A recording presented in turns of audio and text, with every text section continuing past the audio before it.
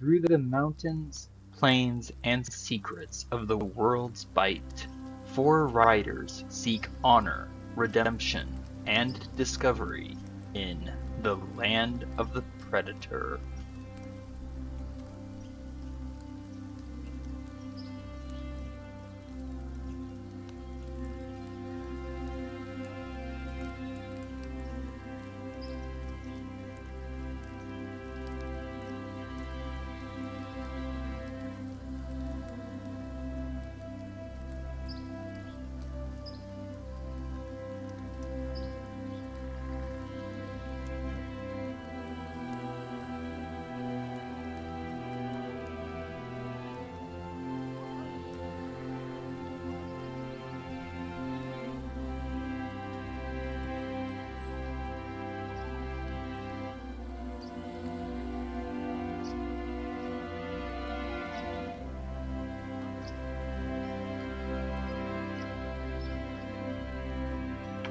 Journal entry, 10th day of Tella.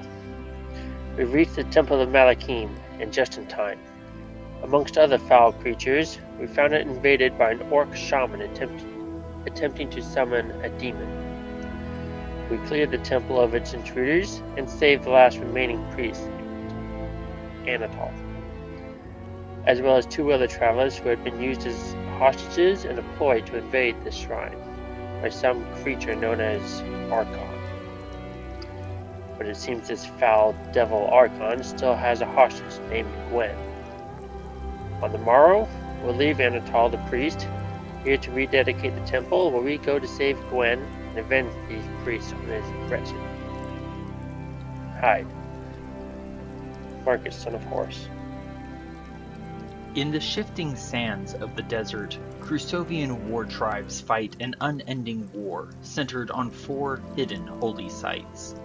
But their home is in the mountain range known as the World's Bite, and formerly believed to be the farthest anyone could travel to the west.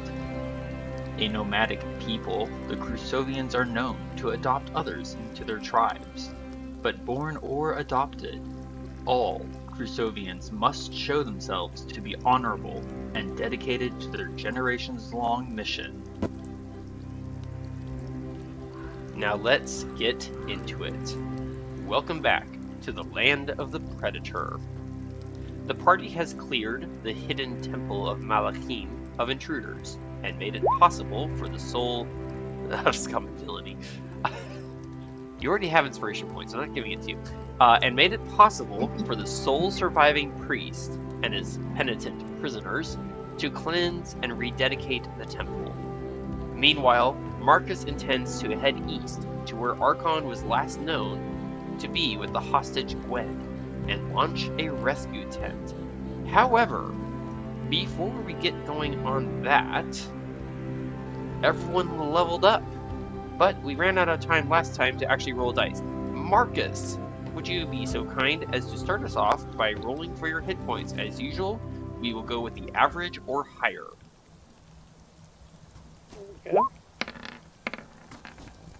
Nice. 10. So the average for you is 8. So you're going to gain 8 hit points to your hit point maximum and current. So that should put you at 39. Pardon me. Rock. It is your turn. Would you please roll for your hit dice or hit points? Sure.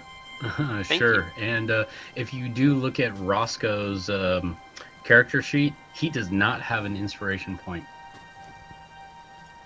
I'll debate it. Roll for your hit points.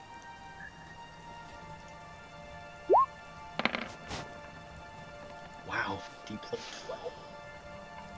D12, so that's 7, 7, and 3, 10. So you're going to go with the average, which is 10. Okay. Gee, I mean, the average is 10, not 7? For Throck, Yeah. the average of a D12 is 6.5. We round it up to 7. 7 plus 3 is 10. Oh. Okay. It's okay, it's only been a Not while that I'm since we complaining. last- It's only been a little while since we last played this sort of thing. Yeah. And once you're done updating your current and maximum, then please go ahead and roll for Roscoe. All right.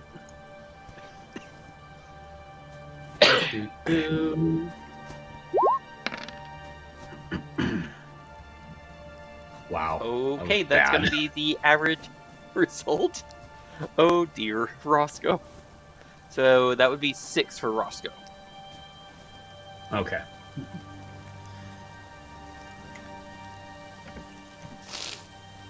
Pardon me. Alright, and now for Tanner. Tanner's going to have to do 2 things with this. Not only update his own, but also update Crim.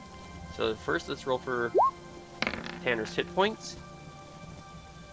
Okay, we're going to go average. 5.56, 6 and 1, 7. Ooh, jeez. I'm not rolling very good for hit dice. For hit points, whatever. Neither am I. But then again, my modifier's not exactly high either. Alright, so that means I'm at 32. And... Go ahead. I'm thinking a new house roll. If we all roll below average, we should all just roll again. We'll think about it. Alright, so I'm sharing this because... Where is it? Here it is. For my beast companion, Crim, its hit point maximum equals the hit point number in its stat block, or 4 times my ranger level. So I'm now level 4. So Crim's hit points should be 16, which they are. Good. Okay. Oops, wrong buttons. It would have been really embarrassing if I had said the wrong number right there. Yeah. I've been there. Did you remember to update all your hit points there for Roscoe? Yes, I did. Okay. And are Marcus's hit points updated? Yes. Cool. Let me finish adjusting some things. I'm only adding a few bazillion monsters. Don't worry, I'm sure we will not survive. Here we go.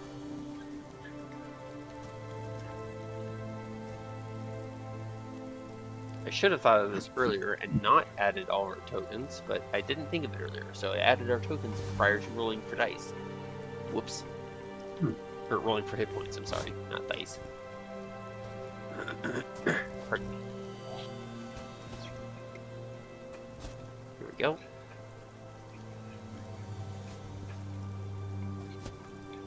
Alright. So, 9.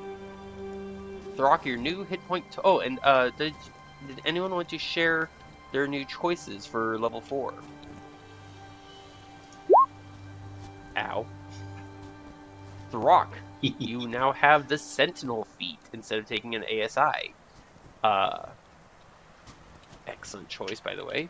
So now if anyone tries to disengage and run away from you, you can tell them, oh well. It's almost like knocking them on the head and they become prone. Right? Pardon me. Marcus, what did you choose? And do you want to share if you chose any new spells? I took an ASI improvement from 16 to 18. And new spells, I was able to prepare an extra spell of Detect Magic. And I believe Roscoe's also able to pick up a new spell. Did you want to choose one? Or did you choose one? I actually don't have my player's handbook with me. I'll be right back. Yes. In the meantime, Tanner did not prepare a new spell because Rangers don't get to prepare a new spell at level 4. Tanner did, however, take an ability score increase, and now he is also at a strength score of 18. So there's that. Alright. Not only do we get to a level up, Priest Anatole has not only provided the party with new armor, which I believe, Marcus, you took the Afriti chainmail. Correct? Yes. Okay. Yes. Tanner chose to take Armor of adamantine. I just don't remember what I took now. Darn it. I took half plate armor, so I'm feeling pretty buffed out. At least in armor class, if not hit points.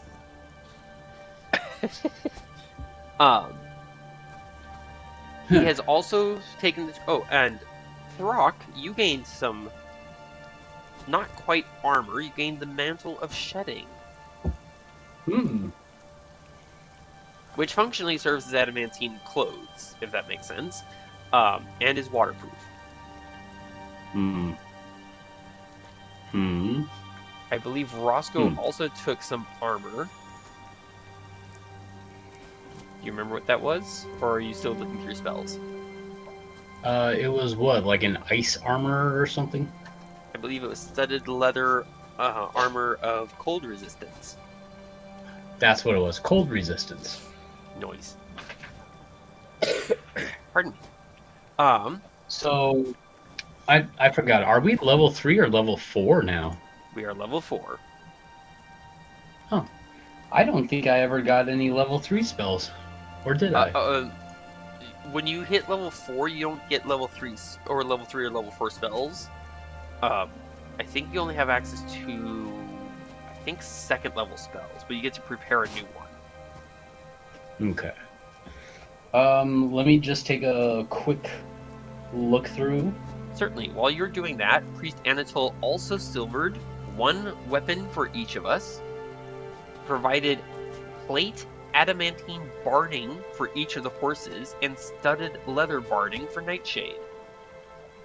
Roscoe, Throck, and Tanner also now have some jars to help them deal with if they come down with any more bouts of the plague.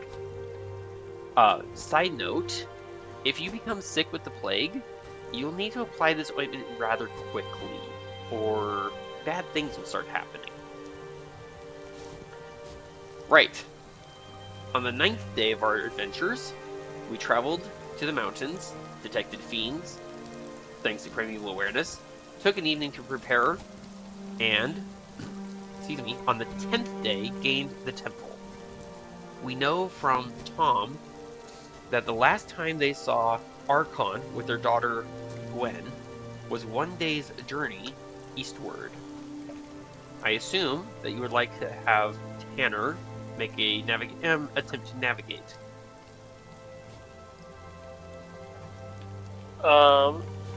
Yes. So that means a survival check, and I should have mentioned the weather. It is bitingly cold at 10 degrees. There is a very light snowfall, but it's not a hindrance to vision. And there is no wind. So for Tanner, that means because he has clean sight to the sky, he has advantage, and the difficulty is not high.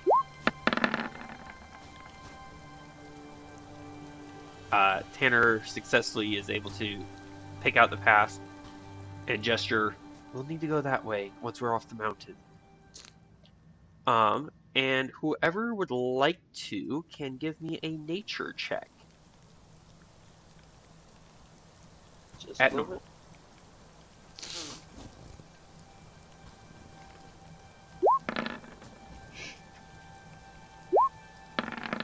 Oh dear, Marcus.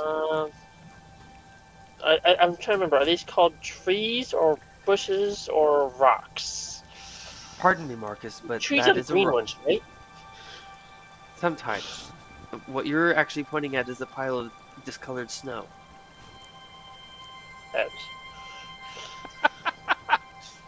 Would Roscoe and or Throck like to roll a nature check?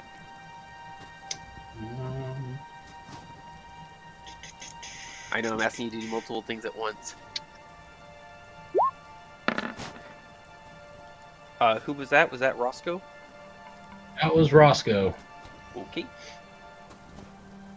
Throck actually has a better roll, I think.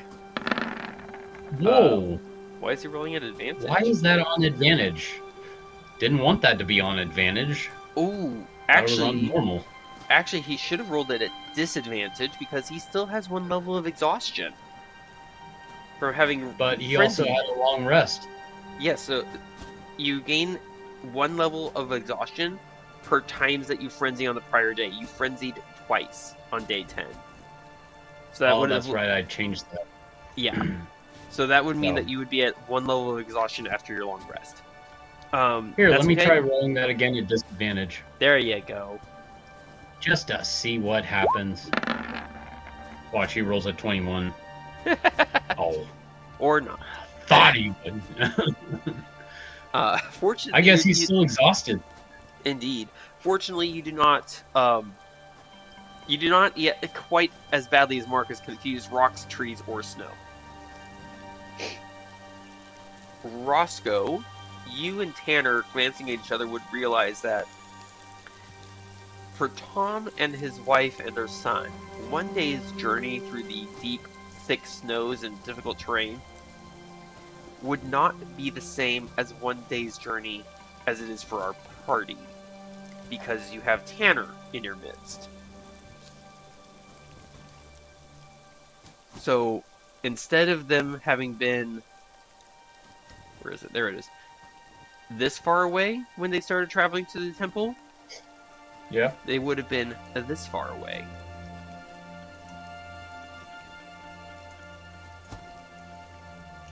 So, would we like to begin travel? I would probably say yes. Okay. Marcus, are you ready? Marcus? Sorry, yes. Okay. No, Throck, you mount the horse facing this way, not that. Oh dear. Roscoe, your brother is confused. Yes, he does get a little bit of confused. All He right. wakes up in the morning. So, considering the fact, so 1 hour gets us to here, thanks to Tanner. Pardon me. Considering the fact that we were warned that Archon was last seen in the presence of fiends, or devils of some kind, Marcus, would you want Tanner to use primeval awareness again? Should have done this. Sure. You haven't used it yet today, have you? I have not.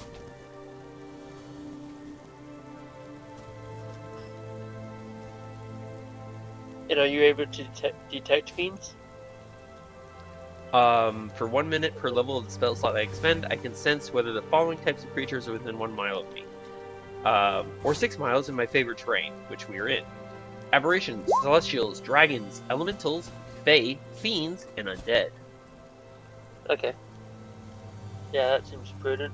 Okay. Maybe wait until we get fairly close to where we. Well, actually, I mean, it was 12 days ago that Archon was supposed to leave, have been last seen with Gwen, right? 13 now, since it is now day 12. Oh, I thought we were on day 10. But okay. Day 10 we arrived here at the temple. Day 11 is when we leave the temple with all of our new gear and our new level.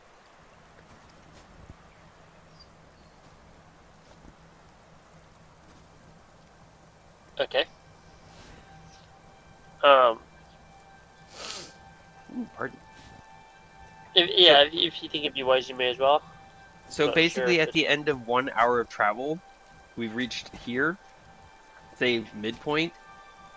After an hour and a half of travel, just before we would cross that line, that's when Tanner would activate Primeval Awareness. So that would spend 1 spell slot. Ta-da!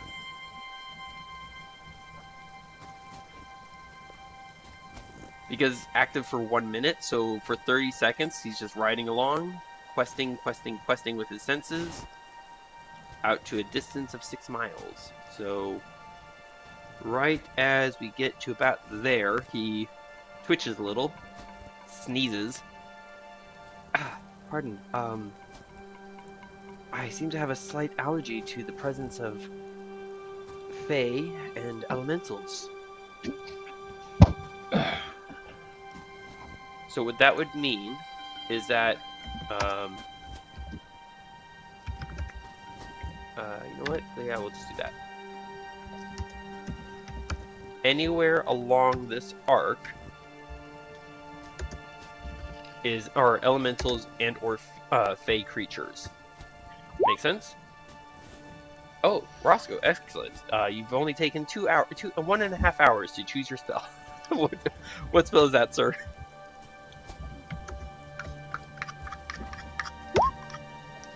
Ooh, that's a good spell. Alright, so, pardon me. So we've now been traveling for 2 hours. Primeval awareness goes away. And, where'd it go? There it is. Turn off. Save. Tanner is being both aware of danger. He's also going to see if he can try and find any helpful plants, perhaps of the healing variety. And considering that he detected at least some types of creatures, let's see. Let's do survival. Ta-da! Oh, good. I left it on normal. Hooray! That is not enough to find any plants, unfortunately. I'm gonna go ahead and eat a Dalek bean for 10 temporary hit points. Roscoe, you managed to find something. Roll. What exactly are you looking for, sir? Roscoe, you're muted. Let's see. Were you looking for Dalek beans or Talon saps? I was just looking for useful healing types of plants. I guess I'll be Marcus. looking for the same thing. Oh no! I hope I didn't step on anyone's find. Marcus, you're looking Congratulations, you managed to find dirt. He actually does. A rare patch of dirt in the midst of this snowbound wintry mountain range. Roscoe, I'm sorry, were you looking for healing plants or boon plants? Yes, healing plants. Alright. Roll me 1 Delta 6 plus your wisdom modifier, which I believe is a 4 now. No, a 3. Ooh. So 1d6 plus 3. Oh, pardon. 1d6 plus 3. Alright, let me go to the dice modifier. Let's see, 1d6. Marcus, please roll me 1 Delta 6.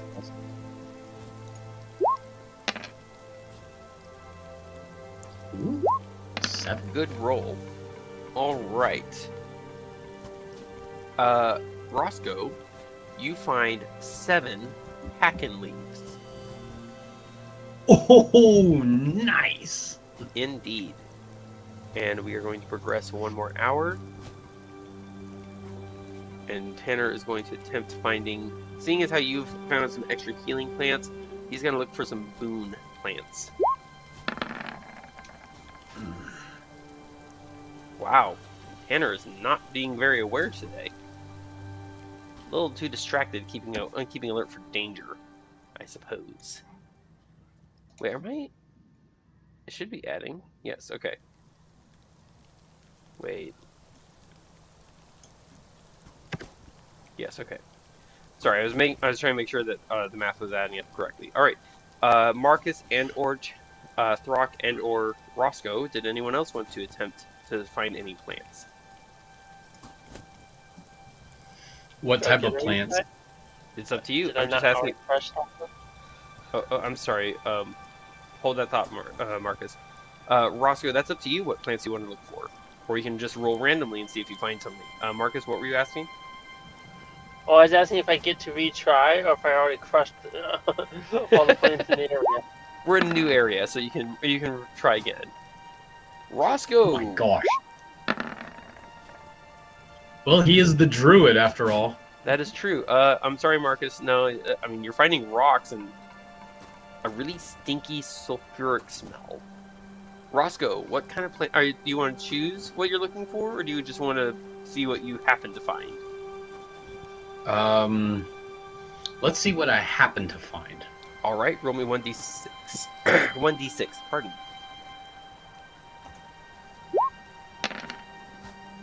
3. So you would find harmful plants. Do you want to gather them?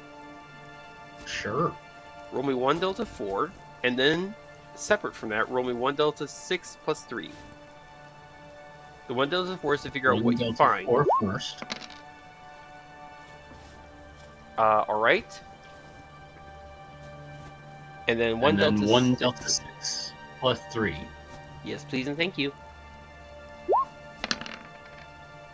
Oh my gosh, I did it again. You find 7 ingredients that you realize could be blended together to make a poison with some time. It's not something you just mix together right now. Pardon. If I could find it. I'm almost there. That's too far. Here we go. So the poisons that you found has to be eaten. A creature who eats this poison has to make a Constitution saving throw. If they fail, they take 1d12 poison damage and are poisoned for 24 hours. A poisoned creature has disadvantage on ability checks and I think attack rolls. I have to check. Poisoned. Disadvantage on attack rolls and ability checks. Wow, I'm good. Sometimes.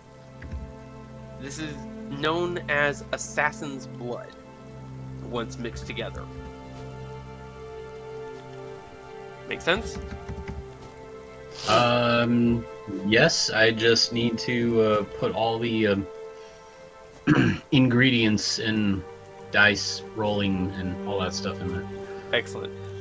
Once you've taken enough time to process these plants, you'll have enough for 7 doses of this Assassin's Blood. Pardon? I'll just put down in here 7 doses of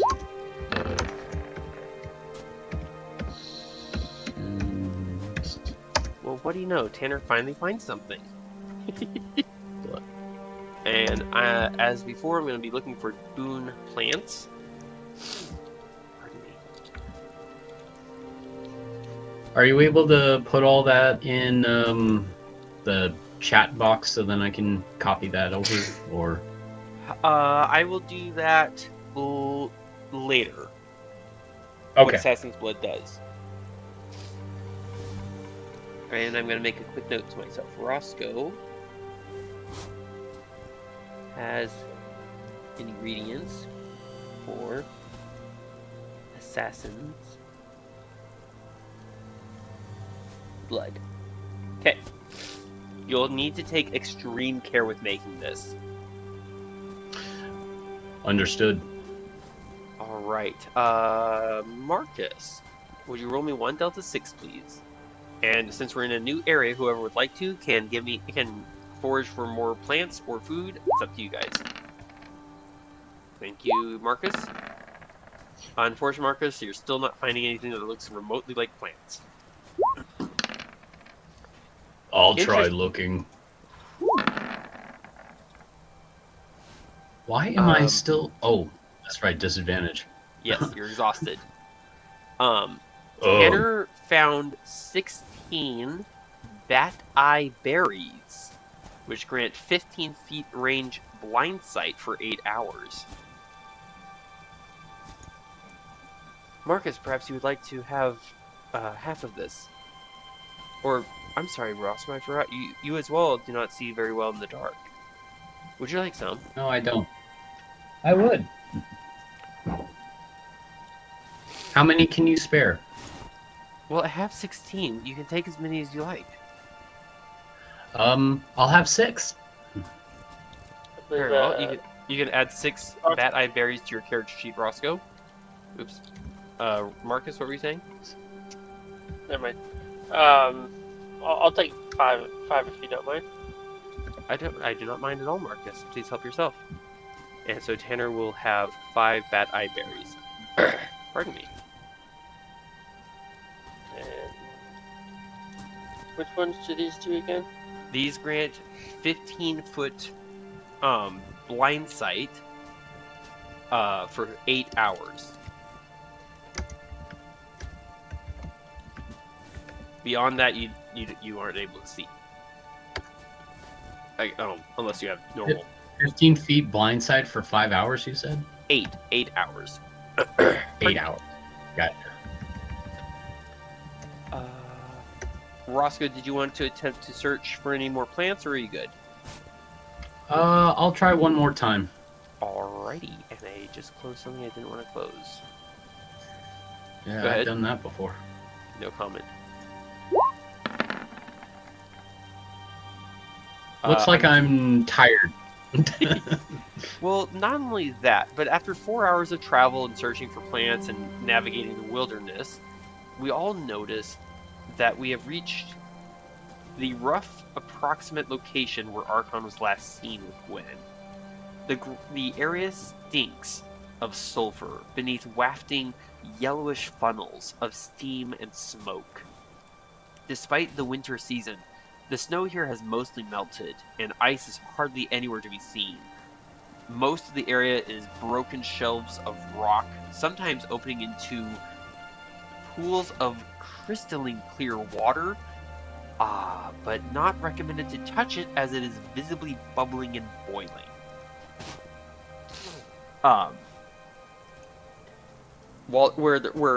Where there are plants, there are extremely tiny, hardy plants of little nourishing value. And can I have everyone give me charisma saving throws, please? For you, Throck, you do have 1 level of exhaustion, but I think that only applies to ability checks. Correct. So please put your character sheet at normal and give me a charisma saving throw. So you need a charisma saving throw for everyone, or just Throck? I would like everyone to please give me 1 charisma saving throw. That's for Throck. Thank you, Throck. What the deuce? Thank you, Marcus. I'm having a bad night today. Oh, that's Roscoe. Dang. Roscoe, okay. Throck, Marcus, and Tanner, please, out of character, describe your character's current emotional state. Like, what is Marcus feeling right now? Hungry? No, emotional. Emotional, not physical. I'm not.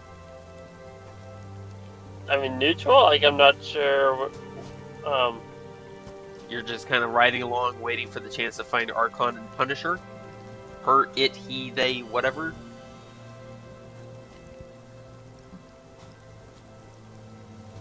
I guess brooding.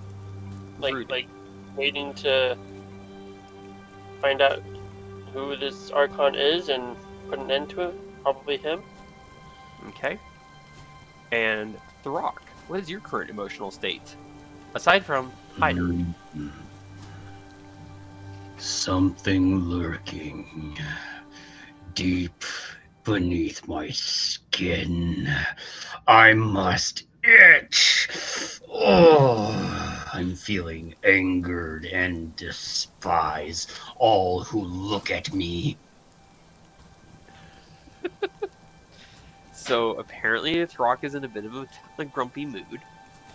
I think he woke up on the wrong side of the bed. Probably. For Tanner's current emotional state, he is effectively feeling just focused, following doing his best to follow an old trail, and mostly just hoping that he finds what we're looking for, especially with the news that there is a little girl out there who needs rescue. Roscoe, you're the only one who notices this. Something very tiny, for a brief moment, seems to have touched your neck, almost like a mosquito. I was waiting for that. Abruptly, You know me too well. no comment. Abruptly, about 40 feet ahead of us and 80 feet above, a tiny winged humanoid appears, hovering on blurring wings. "Stand still, forelegs, with your honorable burdens!" it intones in a voice as serious as it is tiny. Big people, one of yours is in grave danger. I come seeking those who will save a lost prisoner. Why are you seeking us? Real quick to clarify, Marcus, he's not seeking us specifically. He's seeking anyone who will would be willing to save a lost prisoner. Yeah, but I mean, there's a pretty good chance that's us, so. And I'm pretty sure we're the one already looking for a lost prisoner. Valid. It is difficult to make this figure out given the distance and the size, but the bearing seems to be that of a rather imperious posture, with head held high, back thrown, back arched, chest thrown out, and fists planted on his tiny little hips. Many Can't make cycles. out. I'm sorry. I was gonna say I can't make it out. Is it a fairy or an imp? I can't tell. Throck, you would actually know this definitively to be one of the Fey folk. A very tiny creature, a sprite. Ah, sprite. Where was... That was gonna be my third choice.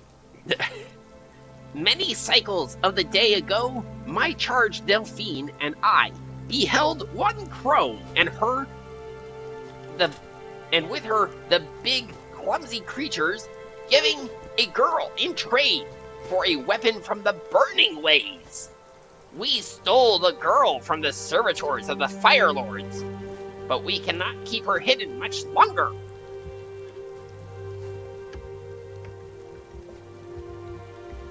Okay, I'm gonna try to just kind of run a quick recap. Sure. We're traveling along. This what Roscoe recognizes as sprite comes out of nowhere.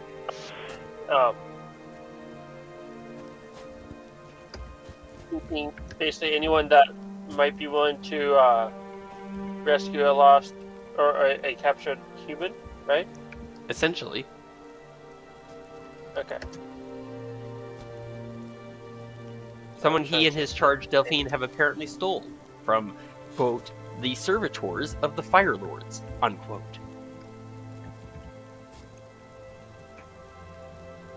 Tanner just kind of leans over to you, Marcus. What do you think, sir? I'm wondering if this would Marcus know this is a sprite, or I'll just call it a creature. Give me a nature check. Or just ask Roscoe. Or ask Roscoe. Roscoe, do you know what this creature is? Yeah, it's one of those annoying things called a sprite. Are they trustable? Depends on their character. Alright. I've known too many sprites. Okay, fine, Roscoe, you have a point of inspiration. And what motivates you, young sprite, to come seeking help? I cannot protect her alone from the servitors of the Fire Lords. Fierce I am. Skilled I am. But also outnumbered. You are. Yes, you are. Alright. Well, this seems like a good sign. I think we shall try to come help. You agree then to All right. rescue the little one? We shall try. Yes, I Do believe you we know are the name of this agreeing little on that. one? Sorry, Roscoe, what? Yes, I believe we are rescuing this little one. He stares for a long moment. I don't know the name, but we have taken to calling her Gwen.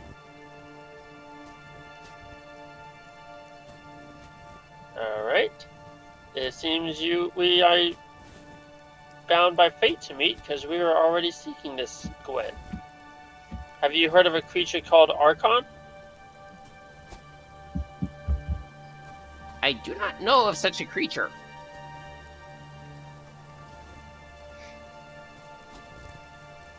And I do not know where the one called Gwen is, but I can guide you to the area. Delphine was to hide her while I sought aid. Can I make some, or does Marcus have any intuition as to whether or not this sprite is trustworthy or perhaps baiting us into a trap or deception? Marcus can give me an insight check. Excuse me. That's the advantage on it. Oh, you're using your inspiration point? Yeah. Good call. He seems to be forthright about what he is seeking and what he is doing. He is perhaps not telling the full truth about everything, but at least as far as like trying to find aid to rescue the one called Gwen, he seems to be telling the truth. Okay. Your microphone's cutting in and out a little bit. Can you hear me better? Securing it all. I'd like to ask this sprite what motivates him to be concerned about Gwen. What interest is this young girl to you, sprite? He sighs with quite evident, heavy annoyance. The one we call Gwen is of no interest to me. But my charge Delphine has a most tender heart. And it grieved her most severely to see the one we call Gwen's eyes be put out. Oops. He quickly covers his mouth. Ah, so he likes her. Tanner kind of looks over at, I assume that was Roscoe who said that. Yes. Gotcha. He's being kind of a smart aleck right now. Gotcha. Tanner's just because there's a sprite present. Tanner looked over at Roscoe and said, pardon, Walker, I do not believe that's what the sprite meant. Will you come with me and give aid to my charge Delphine and the one we call Gwen? Just so long as he puts all of his shenanigans in another part of the field. Roscoe? Well, I'm gonna kind of like subtly lean over to Roscoe and just gonna whisper, keep a close eye on this one. Lead on, and then I'll say more loudly, lead on, young sprite, or I'm not even sure if it's young, but calling him that. What is young? And with 2 eyes. Lead on, sprite. Well, yeah, let's follow it. He drops almost 80 feet down to just a foot off the ground, spinning as he does so, and his wings blur into motion, leading us onwards. Excuse me. Give me 1 second. There we go. Okay. As the sprite, whose name we don't actually know because no one has asked, leads us forward. Tanner, studying the ground, nudges Longstrider over to you, Marcus. I've spotted several tracks of plant creatures. They come and go, but the most recent tracks seem to indicate 2 creatures of our size having come into the area. Perhaps 8 hours ago. Going the same direction we're going, or? Indeed, they may be seeking shelter from the sunlight ahead. And with that, I'm going to move us to the new map.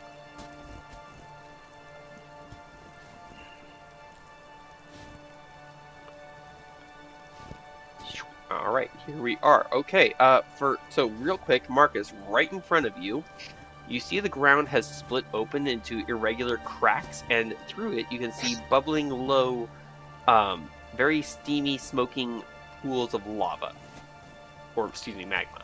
It would probably be wise not to ride directly over that particular area. Just so you know. Save. There we go. I'm sorry, I forgot to add the health bar. Further, if you would not mind glancing at the screen for a moment, you may note that 1 square will cost you 15 feet of movement. This is not difficult terrain. This is to help portray how big of an area this map covers. Okay? Whoa. Alright. So 1 square equals 15 feet. Oh gosh. 1 square, 15 feet. Ahead of us, we can see not only cracks in the ground where magma and various other very hot things bubble forth in boiling, smoking, disgustingly smelly areas. We can also see, if you will, okay, here we go. If you see that, oh, crying out loud. You might see over here some caves, holes in the ground. Oh, that got left out. How did that happen? There we go. There are also various pools of bubbling, steaming, boiling water, and other areas of more cracked, perhaps more treacherous ground. Tanner, looking upon this region, leans over to the rest of you. Guide your horses carefully. And seeing as how we know that there are plant creatures somewhere in the region, and the plant creatures have been spreading diseases, Tanner's going to cast this on himself. 30 foot.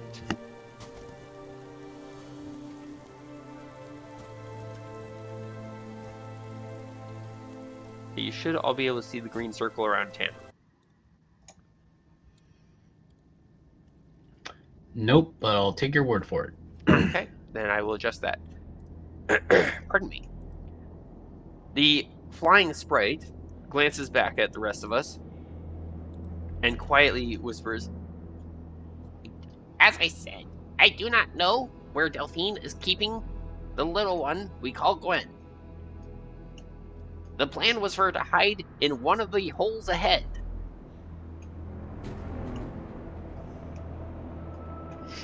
do we proceed forward? Yes, Green Lantern. I mean, the green sphere person.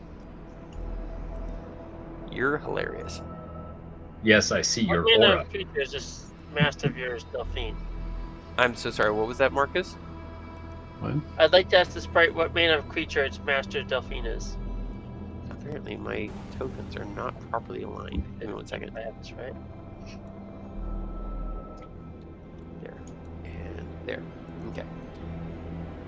You're asking the sprite what manner of creature his Delphine is? Yes.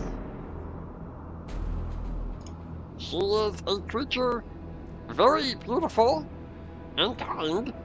I'm sorry, I'm using the wrong voice. She is a creature that is quite beautiful and kind, but also somewhat a little foolish, in my humble The opinion. sprite sounded like he had a bubble. Sorry.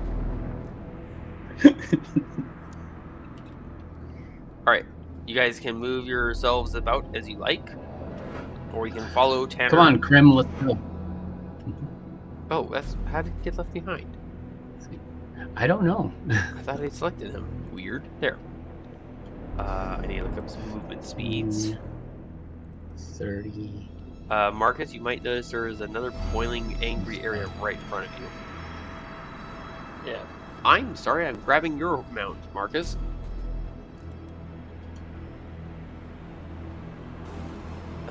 Go to here. Dashing. Okay.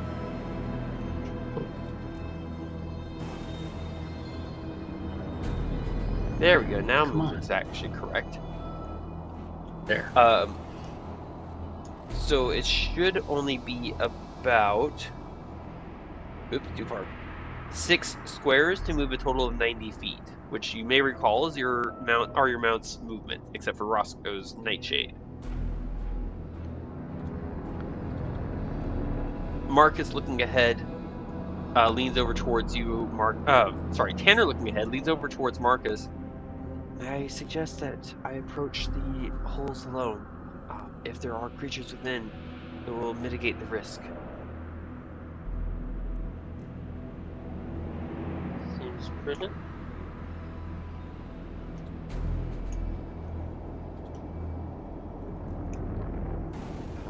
To here. Tanner will then dismount. Excuse me, Crim.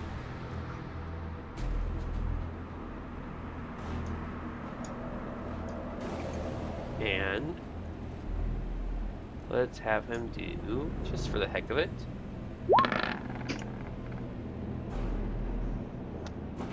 his feet crunch lightly on the ground, on the rocky, stony ground. He winces a little. Pardon me. And rather than drawing any closer to the hole, leans forward, far forward. And then pulls himself back. Oh wait, he's whispering. I detect illness, disease. I don't think this is the right hole.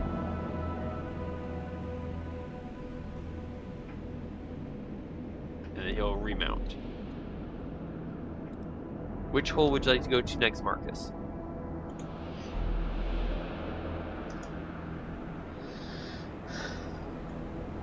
There are quite a few to choose from. Let's go to this one next. Very well.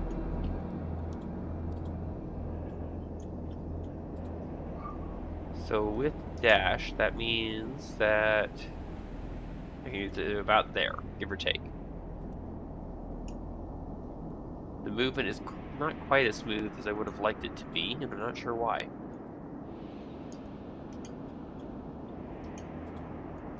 Oop.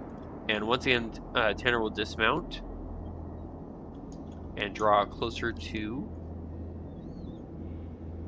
and then just lean forward rather than going any closer. Lean forward, pull back.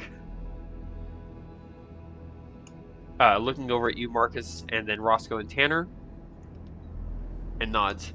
Disease again. Quite unwell. And where's my notes? Here we go.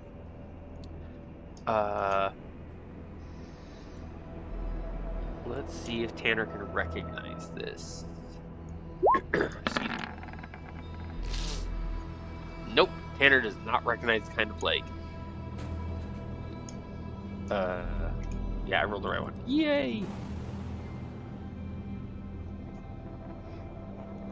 Where to next, Marcus? Well, I'll just keep going in clockwise fashion. As you wish.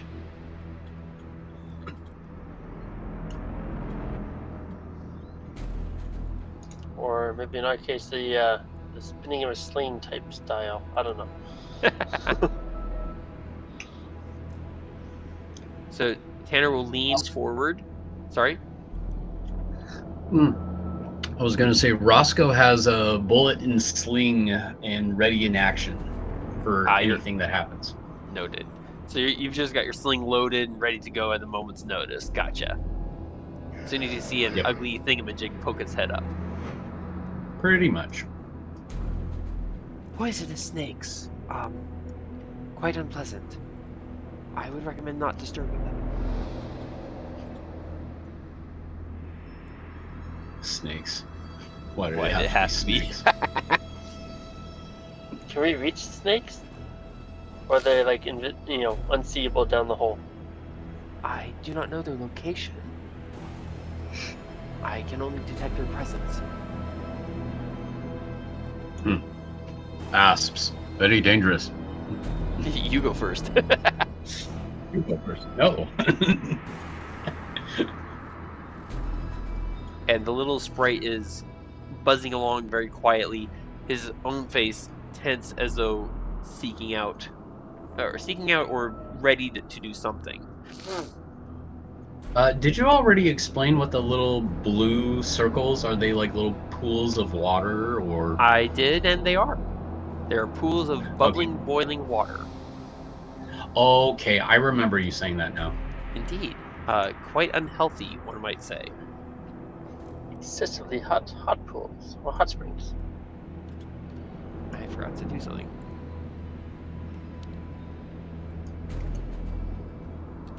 There we go. I'm sorry, there was something I forgot to put on the map. There we go. Sorry, I was fixing it.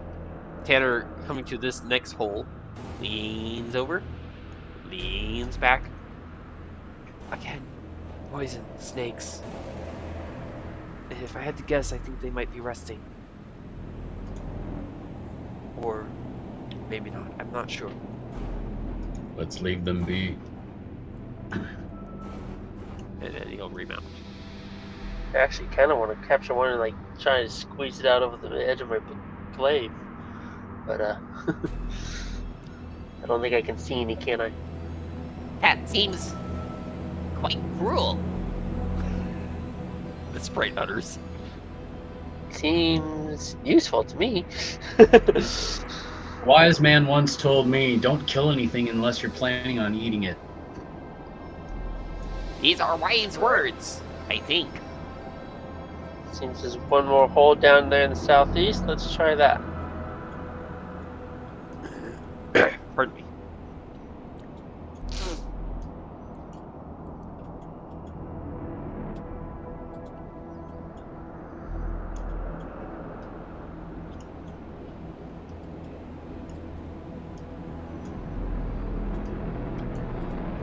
And then Tanner will dismount. Get a little closer. Lean forward. Just kind of like that. Lean back.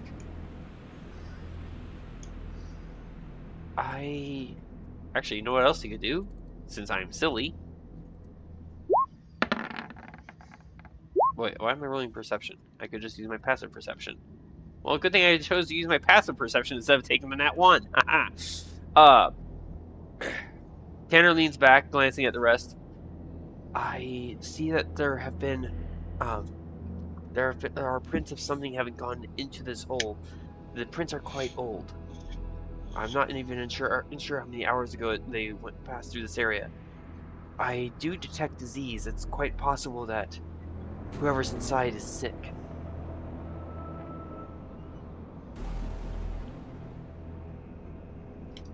Is there anything I can check? Ask Roscoe. You can surely try. What would you like to check? Medicine?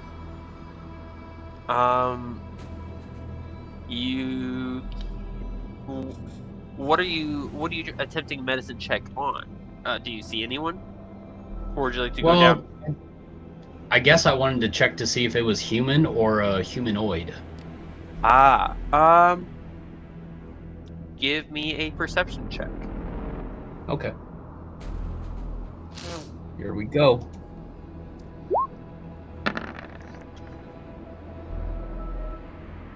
Well, I can tell that there is something down there. I seem to hear something sniffling, or maybe sniffing. And then a very soft voice calls out, Dewblade, is that you? And Dewblade, who is apparently the sprite, sighs with relief. Delphine, yes, it is me. I have brought big people.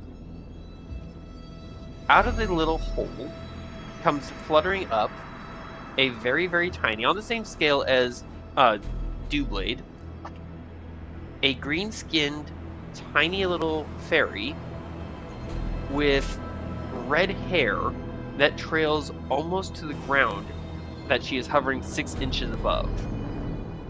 It is artfully arrayed with what looks like frozen dewdrops on a net of spider silk.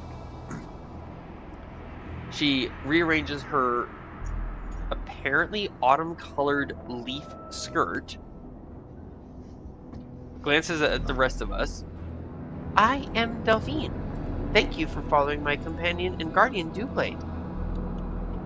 Are you here to help us? I would like to use my divine sense.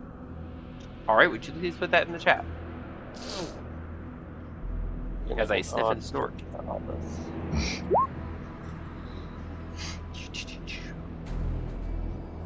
You do not sense any celestial, 60 feet, right? Yeah, 60 feet. You do not sense any celestial, fiend, or undead.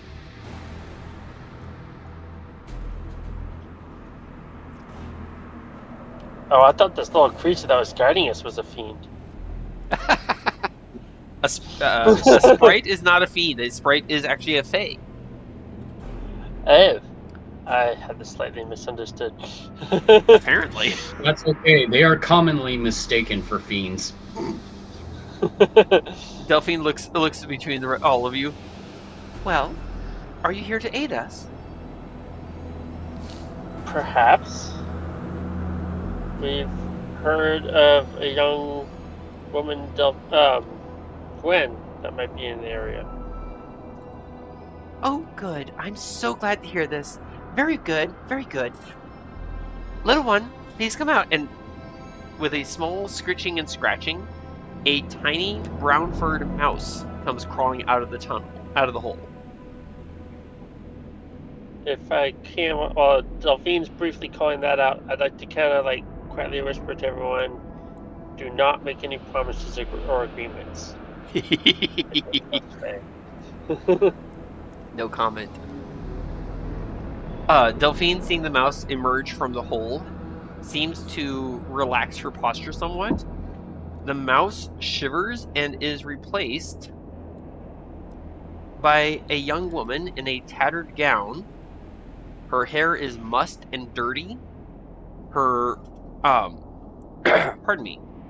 She looks exhausted, starving, and her eyes are bound under a blood-soaked cloth, which even a cursory glance reveals that she has torn it from the hem of her own dress.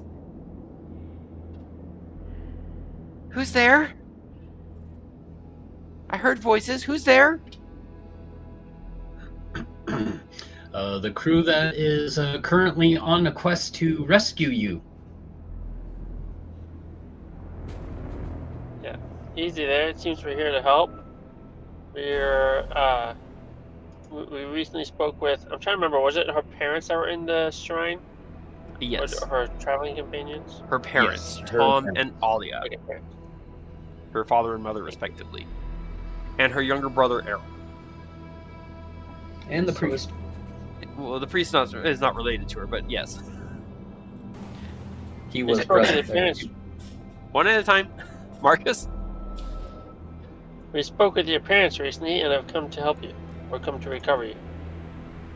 Have you heard or seen? Oh, not that. What? Have you?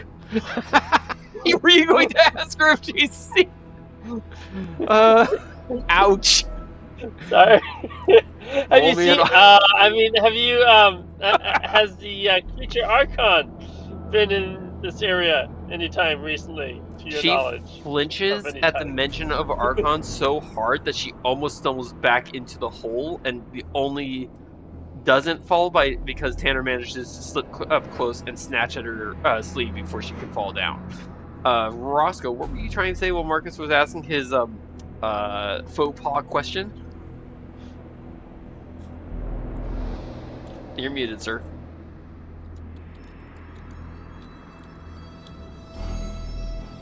I don't remember. Ah. Fair enough. Yes, I know of this Archon creature. Archon has traded me for... I'm not sure what. It happened after she breaks off and gestures at her bandaged head. Did this. You spoke with my father, my mother? They are still alive? My brother? Yes. I think. You think? I don't remember there being a brother, but I could be wrong. Aaron, the little boy? Yes. There you go. Tanner's head comes up, whips around, his hood flaring open, and he glances up at you, Marcus. There are creatures coming, and Roscoe, you as well would notice that Nightshade has suddenly become very interested in something off to the west, which would be that direction. Oh boy. Do you turn and see what it is? Yeah. A slow-moving small herd of deer are picking their way slowly through the cracked and pitted earth over there. But Tanner's attention is not directed at them. Tanner's attention is directed more northwards. I think we might have woken some things up, and I think we should get ready for a fight. And he's going, unless, Marcus, do you wish to take Gwen on mount, or would you prefer that Tanner do that? Are you suggesting that we leave the area, Tanner? I was actually thinking about maybe having Gwen hide in the hole, setting out some pitons here and here. And there is a them to come. hideously loud roaring noise somewhere to the south, which, again, for reference, is that way. Oh, I thought we heard creatures from the north.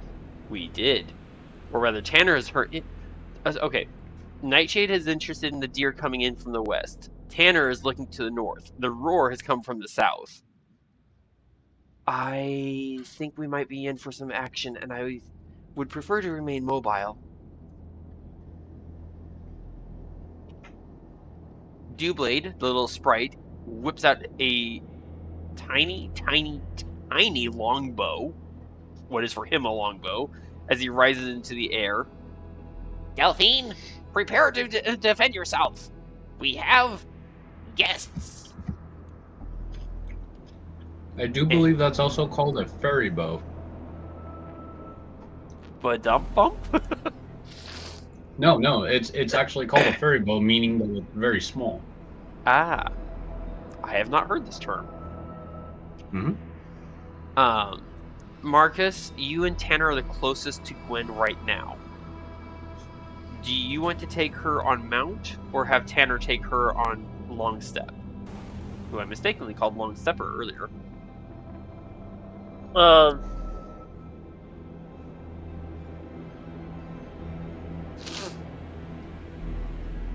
I suppose I should take her. Alright, I will make her accessible for you. She is blind, so anything that attacks her has advantage, and she is weaponless. So if she tries to fight, well, it's basically only unarmed strikes, and she has disadvantage on all attack rolls. Attack rolls. There we go. Does that make sense? Yes. You should now be able to grab hold of her token and move her, so that you can move her along with you and your mount. Tanner is going to immediately use his action to tell Krim to get ready to attack, while Delphine flies rapidly over to Dewblade. Can I please have everyone roll for initiative? Can I actually clarify something real quick before You sure can. we do that? That's I was a little wrong confused because I didn't understand. Are we going somewhere? Because I'd actually think Unless we're gonna flee to the east. It forces us to hold our ground here.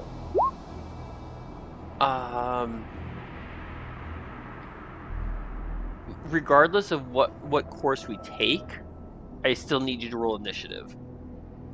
Sure. Thank you. If I can grab, there we go. I'm gonna roll initiative for Gwen. Make sure I click on the tokens and all that first. Nice. That 21, is that for Roscoe? Yeah, that first one is Roscoe. Did you also roll for Nightshade and for Throck? I have rolled for Nightshade. I am just now getting to Throck. Okay, I am going to have Nightshade go after. Nice performance check, Marcus. I'm going to have Nightshade go after you in the initiative order, in case it becomes relevant. Okay. 21. Oops, wrong button. Whoa. Oh, the 20 is That up was for. Throck. Thank you. Wow, I'm actually impressed. Indeed. Alright. Wait, who's still. Oh, Crow. The horse. Crow the horse. Wow, all my characters rolled really high. No doubt. Okay, Tanner rolled 10. But here we go. Roscoe 21. Longstep 13. Nightshade 21. Marcus 21. Or sorry, initiative 04. Throck. There we go. And did you remember to roll for mount? Yes, I did. That was the dexterity roll there with the 3. Hello? I heard you. I'm looking for mount in the initiative order. Because I don't see. I That's did okay. click on him, but Oops. I don't know if maybe it's because I have to click just dexterity. There's nothing I can click for initiative. For initiative, if you open up your. Oh wait, there's the button. There's a little init button with a D20 Yeah, above just it. That's the initiative button for NPC character sheets. All right. Do you want me to re-roll or leave it with No, the 3? we'll keep it at 3. All right, time to sort. Now, Marcus, excuse me.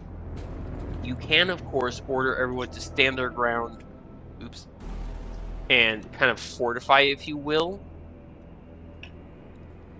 There we go. I will say, before you make any sort of tactical decision, you know that something big is coming from the south. The deer are to the west.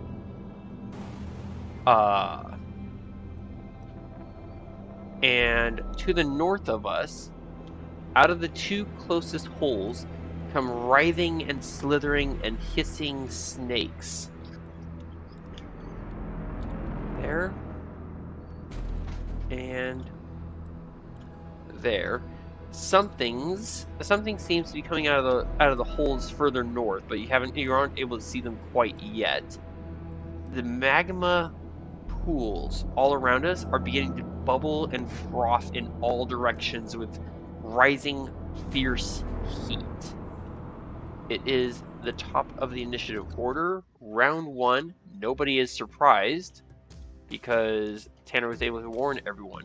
Marcus, there do seem to be threats coming in all directions. What are your orders? Do you want us to try and fortify, or do you want us to move further away from where we currently are?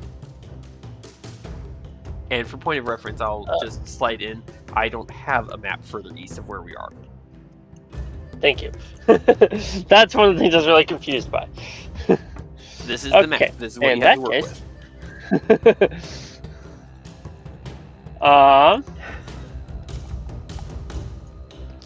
I'm gonna direct us up here and suggest that we throw some pitons on the ground behind us. I think you mean caltrops. Sorry. Pitons are for climbing.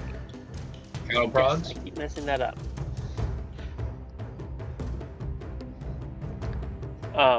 So basically, I'm going to suggest that we throw some caltrops kind of in this area, and we can move up here so we have more defensible ground. Okay. Roscoe, it is your turn. Marcus is ordering us into an area between a semicircle of bubbling, boiling pools, and suggesting that we try and block some access with caltrops. What would you like to do in your turn? One thing I meant to clarify earlier, real quick. You mentioned these things were the things that are kind of like What are growing these and things? flaming. What are these The things? red things up on the left. Those are small pools of bubbling magma, and they're beginning to bubble and steam quite viciously, and that's in all directions around us, not just to the north, but to the north, east, south, west, etc. Okay, I just wanted to make sure it wasn't the pools of the water that. Cool. Okay. Roscoe, you have moved 90 feet. Yep. That was my movement and dashing, just so I can get to that spot that Marcus wanted us to be at. Nightshade dashing. Gotcha. All right. Yeah. And what does Roscoe want to do with his action? Well, he's still going to be ready in action because I think those snakes are a little too far away. Okay. In which case, we move to Nightshade, who is controlled, but is also quite interested in those deer. Can you please, Roscoe, give me an animal handling check? Because remember, Nightshade is more agreeing to carry you and is not technically a tamed mount. I believe I said that I used my action to tell Grim to attack, and I forgot to mark it on him. Alright, so Nightshade. I'm gonna have him do this, see how well he can. Why is he rolling on advantage? Doesn't matter. You managed to maintain control of Nightshade, and he is going to continue carrying you. Although you do get quite a good sense of the fact that he's hungry, and those deer look delicious, in his not-so-humble opinion. Don't worry, buddy. As soon as you get me to where I need to go, I will dismount and let you go get that deer. The Rock, you are on Crow, who is controlled. What would you like to do? I'm going to go where Marcus said to go. Whoop. That's 90. Nice. And then I'm going to have him dash. So I can be about here. Very good. And your choice, do you throw caltrops? Because if you do, your companions who are left behind have less maneuvering room. Nope. All right. What else do you want to do, sir? I don't even think Throck has any caltrops. That's a bit of a problem. He does not. Oh dear. The nearest snake to you is 60 feet away. Do you have anything that you can throw at it? I could, but I do plan on having an axe in hand. So on And this I don't want to give up my axe. On this turn, Throck, if he has something that can reach 60 feet, he can interaction pull it out, action throw it, and on his next turn pull out the battle axe. Okay. Okay, I guess we could do that. So, pulling out a spear and chucking it at that snake. Noish. What is the range for spear, please? You know, I don't know where that is. 60 feet with disadvantage. Well, he is already throwing at disadvantage anyway because of his level of exhaustion, but... Alright. Level 1 exhaustion does not affect attack rolls. I'm sorry. That's for dexterity saving throws and all that stuff, right? No, it's Okay. just for ability checks. That stuff, yes. There you go. The reason you're attacking at disadvantage is because that snake is literally on the maximum range for your spear throw. Go for it, Throck. Well, aim small, miss small. 9 to hit. I forgot to take it off disadvantage. Oh. No, you were supposed to throw it at disadvantage because of the range. Oh, well then, there you go. Meant to do that. The spear arcs high into the air, and the snake seems to twist around, and the spear hits 5 feet short of the snake. And the snake just kind of stares at it like, where'd this come from? Alright, that was it for Throck and Crow. Longstep is controlled. Tanner is up next. I will take my turn. Uno momento.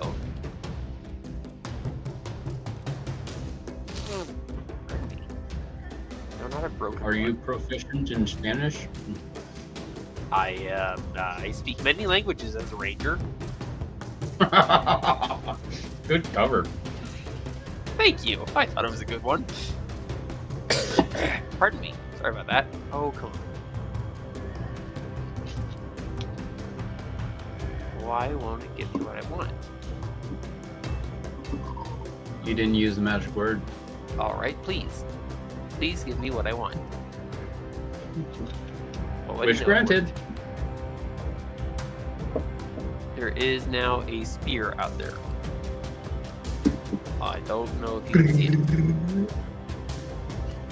Alright. Tanner has already used his action prior to rolling for initiative to order Krim to attack. Krim is still on Tanner's shoulder. I'm gonna ride on up here. I'm gonna have Longstep take the dash action to go 180 feet. Unfortunately, if I throw down caltrops, I will cause some grave complications for Marcus. So what I will do is I will prepare my action. I will ready an action to throw down caltrops once Marcus has moved past me.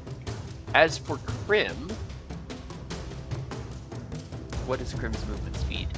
Krim can go 60 feet. That is right here. So Krim flashes past you, Throck and Crow, descending upon the snake with a vicious, bloodthirsty cry. Getting an 8 to hit, which the snake, hissing, twists and dodges away. Complete miss. Gwen is going to take the dodge action. Marcus, it is your turn. Just a moment. Sorry. Grab a drink. Alright. How dare you? Dodging. I'm gonna look at Gwen and ask, do you have any idea how to use a shield, little one? She's looking all about. She's quite uncomfortable with it where she is on the back of this horse. I'm trying to think this through. Those are those big, heavy things that warriors carry to protect themselves, yes? Yes. I might be able to? Alright. I'd like to use an action to give her my shield and my bonus action to cast Shield of Faith on her. Okay. Wrong token. Wrong token. There we go. So that grants her with the shield. So you're what I'll say for this, the bonus action is going to be casting the shield of faith on her. You can use your interaction to give her the shield. It will take her action on her turn to equip the shield. But you will still have your own action, Marcus. Okay? Alright. So for now, she's at an armor class of 12. That's the benefit of the Shield of Faith spell. And also keep in mind, you are now concentrating and spend your spell slot. And now you can move. And then I will ride up this way.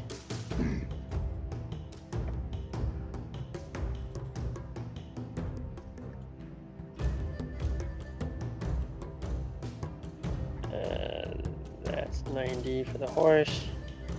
I'll have the horse dash. Nice. And I'll also use my... Oh, I can't do that. You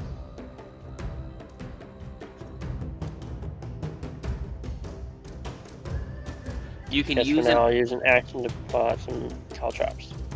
You can use your action just yeah, what you said, pull them out, because you used your interaction already to give her the shield.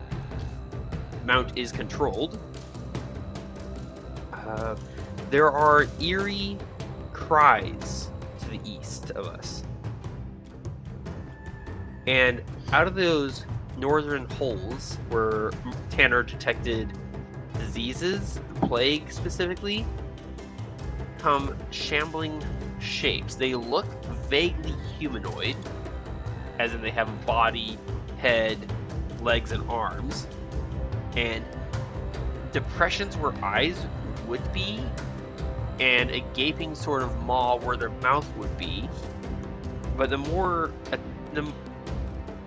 interesting aspect of these creatures is the fact that they seem to be covered in spiny thorns.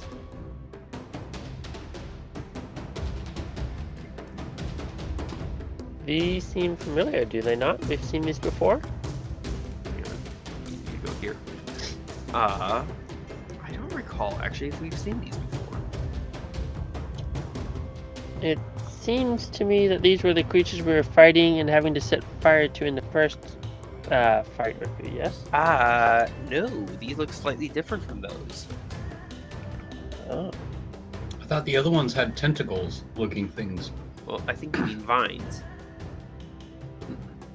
Well, they look like tentacles. These ones look like Pardon me. Wait, I should look at their movement speed before I start having them, move. There we go. Alright, so this one's gonna dash to here.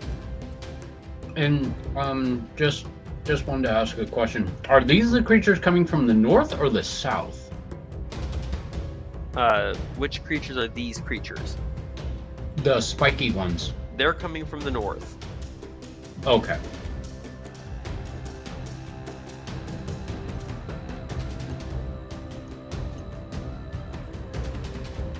Alright. Sorry? I drew a compass. Oh. By the way, with how thin you drew it and the fact that you used red, a dark red, it is almost impossible to see it. Oh. Delphine, for her part, is going to look all around her at all these goings on, give a delicate sniff. These proceedings are not fashionable. And she is going to turn invisible. I am going to leave her on the board, and I'm going to do this for invisible and concentrating.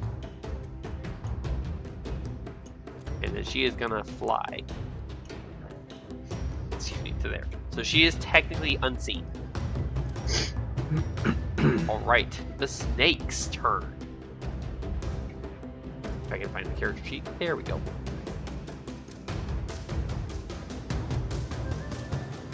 There we go. And then go to here. Dashing. And dashing. And also dashing. Here and then to here. There we go. This snake, however, is going to bite at Krim.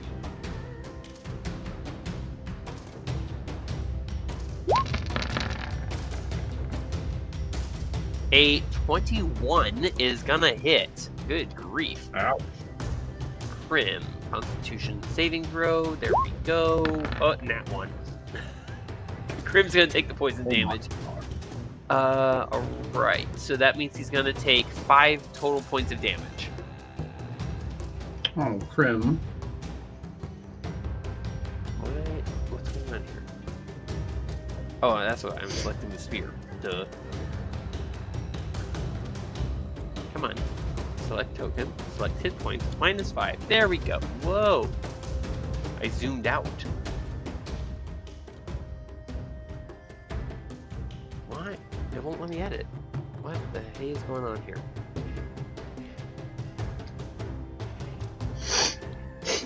There. Put the spear back. Actually, you know what? I'm going to do this. Too far. There we go. All right. Dewblade. Delphine! He cries out with quite evident annoyance at the fact that she has just disappeared.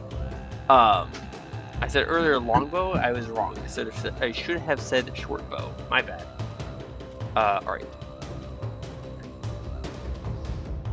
He is going to fly to here and take the dash action. 45, 60,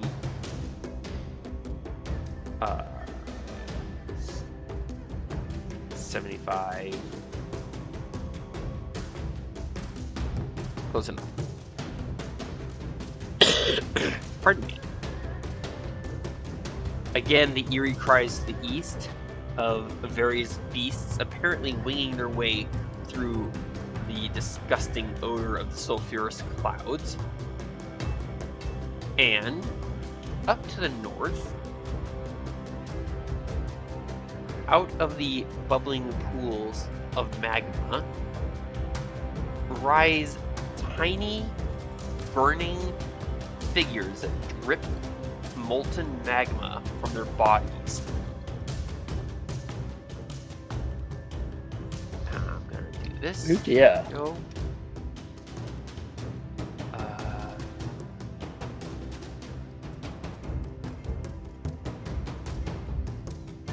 Okay, where's the other? Oh, there he is. As they come out, they all turn, looking in your exact direction, Marcus. Point at the blind girl that you've got on mount, and laughing, begin to fly towards the two of you. This one first. So let's go to here. He's gonna dash. Pardon me. Also dashing.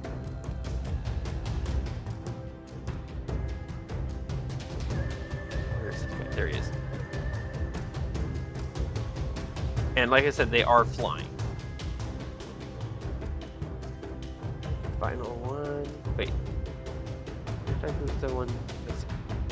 How did I get two of them? There's the one in there on the same. Oh, okay. This one. Da da da da da. All right. So it looks like we have some combatants on the field. That bellowing roar to the south of us rips out again, and we are at the top of the initiative order. Marcus, do you have any new orders for us? Do you want us to try still with caltrops? Because there are some flying things, it seems. What would you like to do?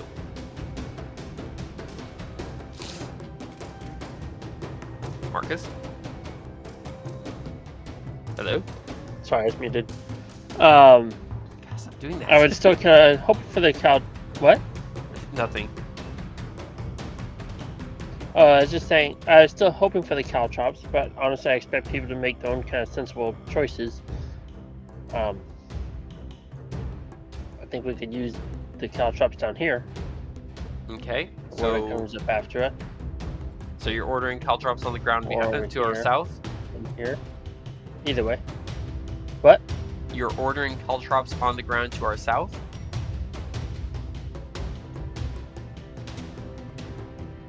My orders are like kind of what I was trying to get at earlier was like to just lay them out in general on avenues of approach. Okay. So any of these areas. All right. Roscoe, it is your turn. Marcus's orders still stand to try and block off avenues of approach with caltrops. What do you want to do, Roscoe?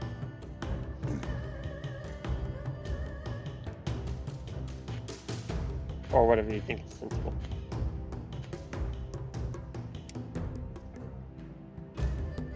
You're muted, Roscoe.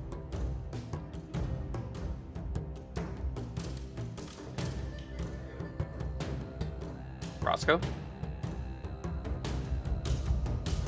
Hello?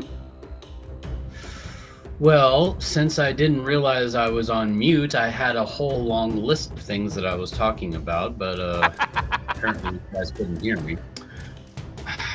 That's what happens when you mute. Well, yeah.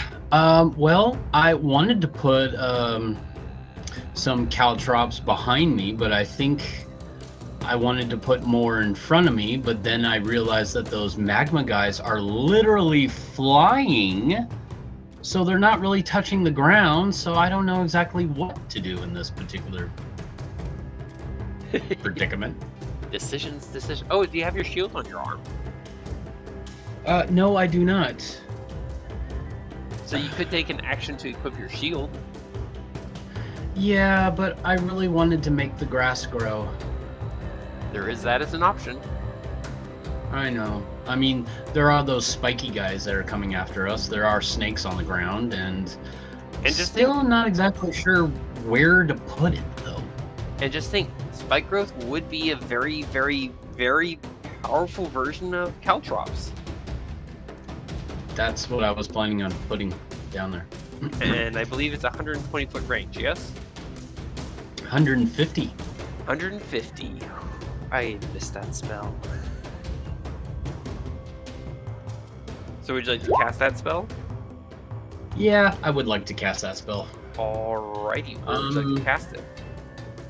I kind of want to put it, like, about here. Give me the ping again, please. About here. Like so? Yeah. Wrong button, sorry. I just put the initiative order away. There we go. So that is...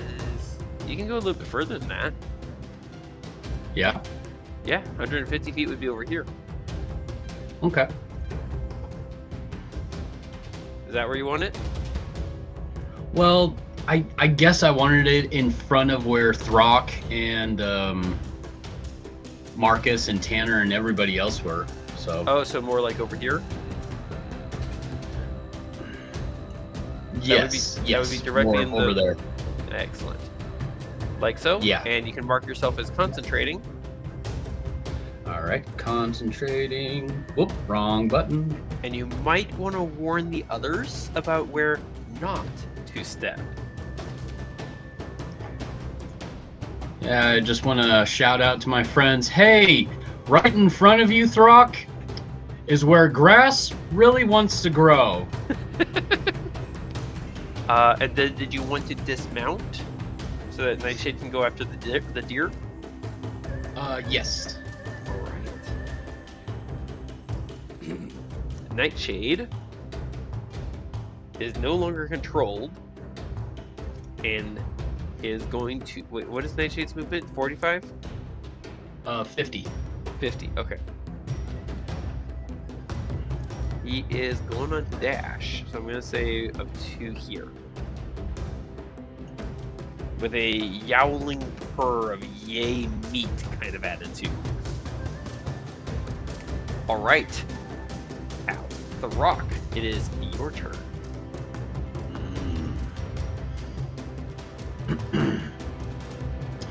There is that snake right there.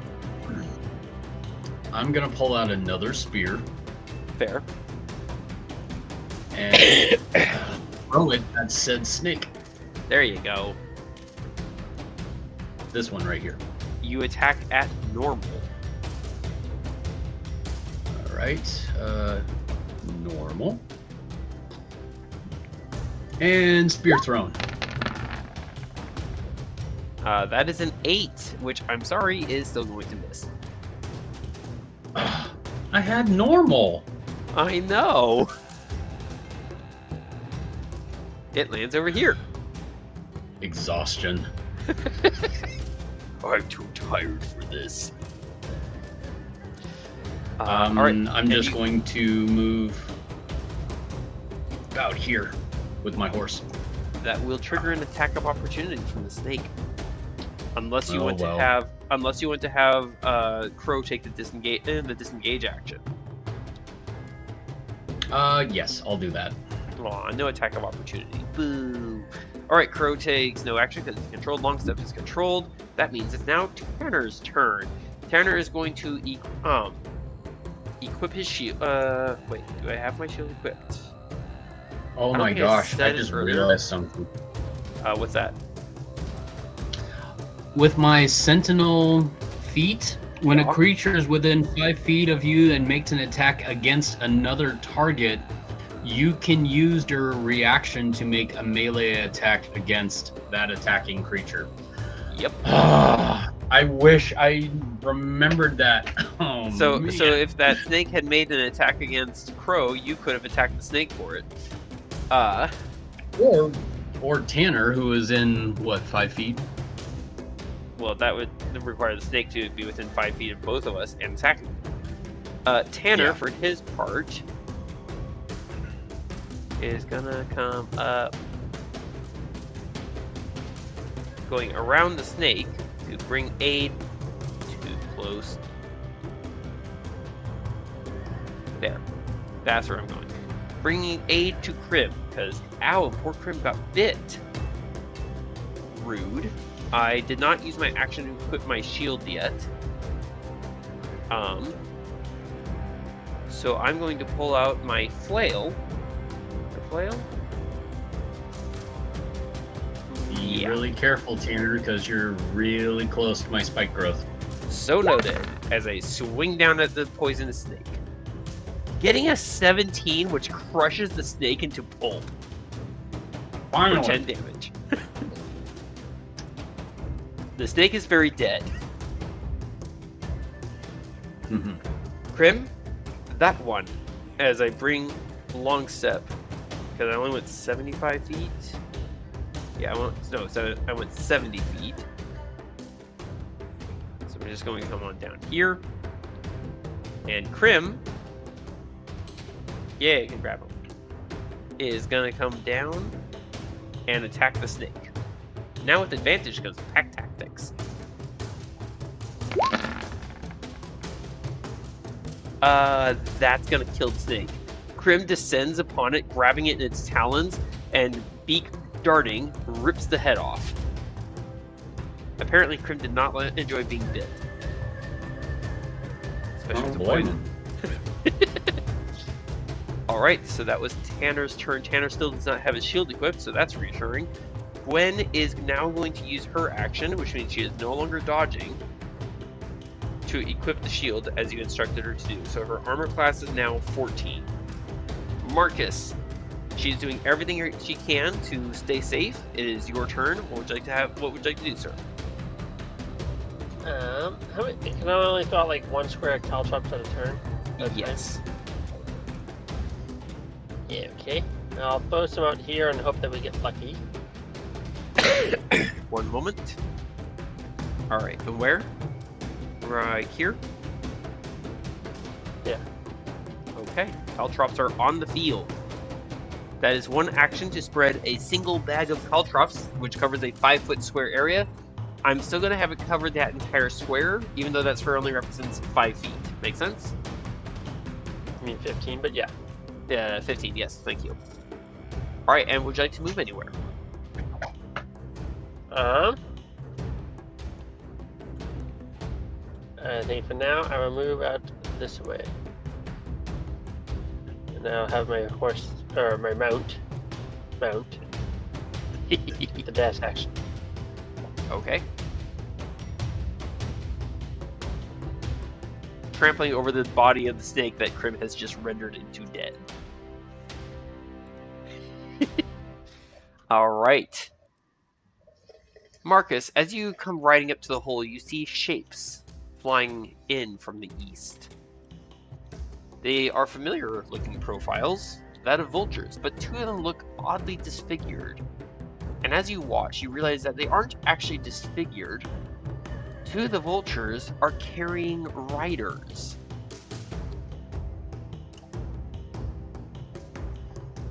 Twisted little minion-like creatures made seemingly out of vines and plant matter, whipping at the vultures, urging them into greater and greater flight.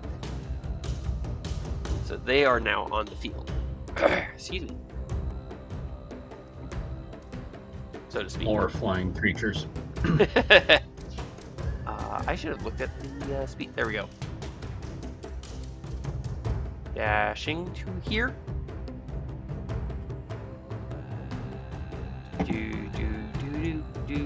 Do. Oh, Roscoe. 30 feet to get to here, dashing into this area. Roll me 2 Delta 4, please.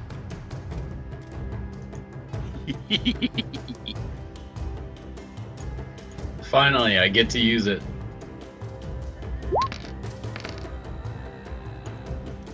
Alright, he's going to take 5 points of damage, giving a strange, shaking cry. He's going to force himself to take another step. Roll me 2 Delta 4, please. Grow the grass, grow the grass.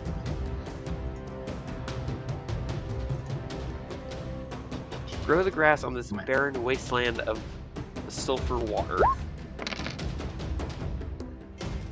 And that's going to be 4 points, and as much movement as he can muster. Alright, and he is very much almost dead. Seeing in just 2 steps, almost dead. Seeing the panther bounding towards them, the deer are going to give bleating cries, and they're going to try and get out of here. And then they see the boiling, flying magma creatures give more bleating cries and continue to try and get out of here, because what in the world is going on?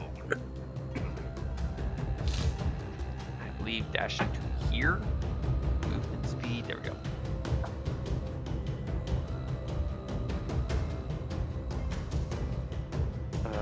To here. And to here. And to there. Delphine, who is invisible, is going to come over to here, taking the dash action. I believe that's her movement speed. Did I go the correct amount? Yes, I did. Sweet. And Roscoe, where you stand, you suddenly hear Delphine's quiet little whisper. I hope you don't mind as I take some cover behind you. You are quite larger than I. You are also invisible. I prefer not to be struck. I am also quite fragile. Same here. Oh dear. Alright, the final 2 snakes. Excuse me. One is going to try and intercept the bounding panther.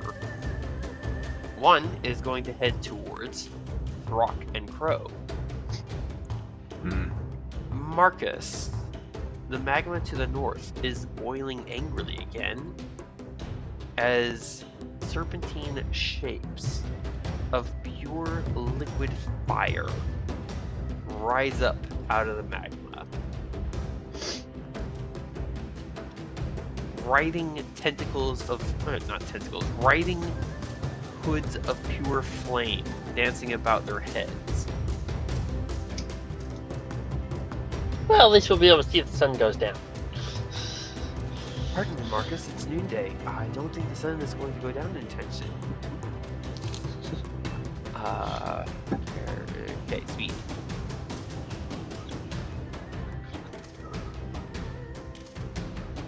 Going to here. There we go. Okay. Dewblade. Hearing, there he is. Hearing Delphine's voice, Dewblade is going kind of, oh, thank goodness, as he flies.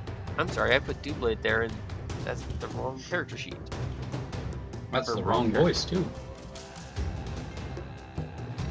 Delphine should have gone to here. So Dewblade's actually not going to turn invisible, nor is he going to go with Delphine.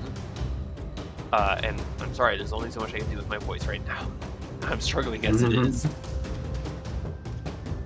Having seen Marcus cast down caltrops, Dewblade's actually going to go fly over to where the caltrops are, remaining visible as a very obvious visual target. I don't know that I like the sound of that roaring noise. Ooh. We recommend.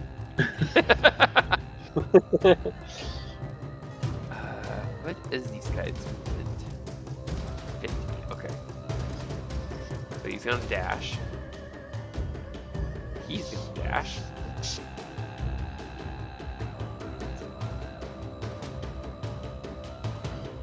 He's gonna dash. He's controlled. He's controlled. Okay. We wish to welcome you to Monster Land. It's gonna be monstrous in some one way or another. Eventually. Okay, here we go. It's a big map. Lots of room to move around in.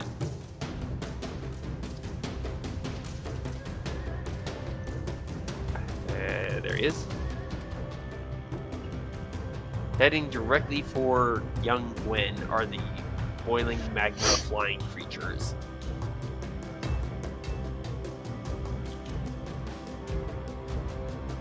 And then that bellowing roar from the south again, as something comes lurching and bounding up over the rim of the ground that we find ourselves in.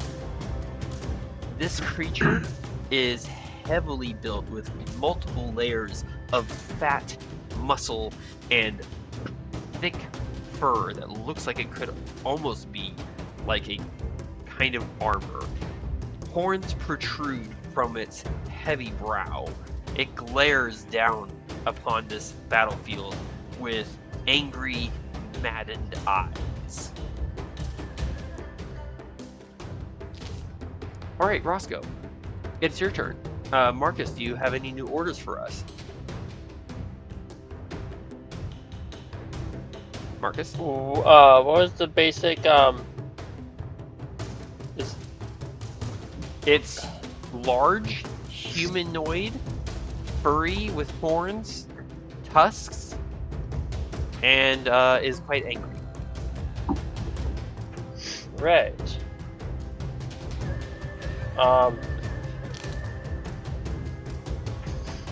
Okay then, have fun, guys.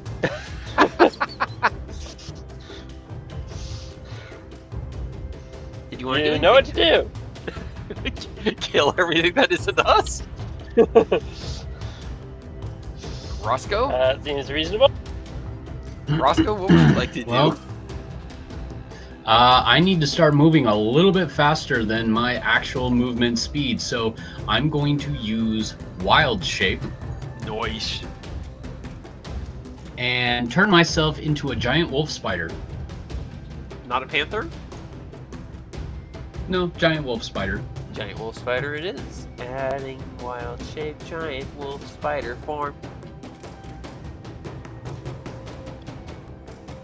Alright, so you are still concentrating on spike growth, so let's put that on. Mm-hmm. I'm going to move your token out of here. Okay. 1.21.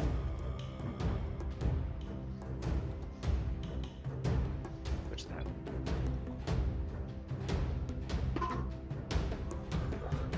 I believe we're at the top of round 3, yes? Yes. Okay. Because I think I might have just deleted my round count. Nope, there it is. Cool. Alright, there you are. You are now Giant Wolf Spider. And now I plan to run. This makes sense. So my movement speed is 40.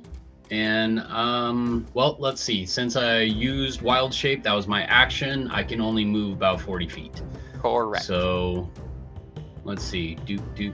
Two spaces will definitely... Whoa, wrong target thing. That basically moves me about 2 spaces up.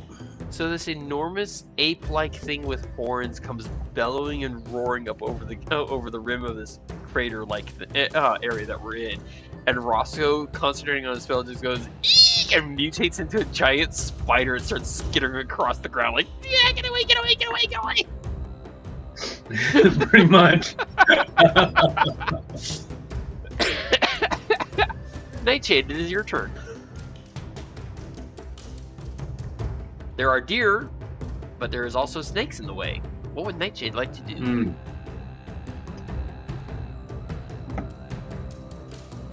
Well, I think Nightshade is going to attack one of the snakes. Ooh, interesting. And let me move this window over here so then I can figure out which snake I want to attack. You know what? He's really close to this one here. Let's attack that snake. Cool.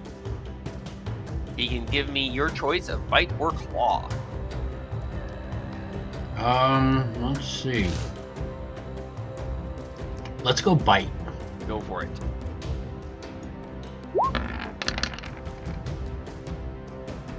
That'll hit. Nightshade, you now have the head of a snake in your mouth, and the body is whipping and writhing headless on the ground. These things are very fragile.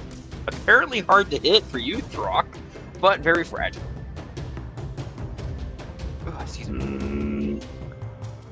Alright, that was only 15 feet of your movement, Nightshade. And your action. What else do you want to do? Let's see, 15 feet of movement. Let's see, and the deer are over there, so. Yep. 15, 30, 45. Yeah, that's about right. Alright. In which case, Rock, it is now your turn. No more spears. I use axe.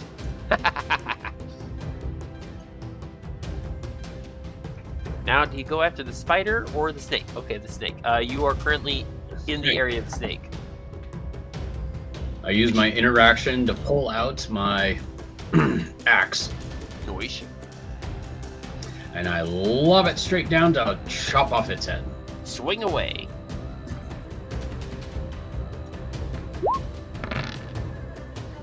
That's gonna hit. There are suddenly two halves of a snake. Which one do you want to kill? Oh wait, they're both dead. Oh. That makes the matter simple. Yep. Anything else for you, Throck? Well, I use Crow to move back another, 20 feet? You've moved 75, 90.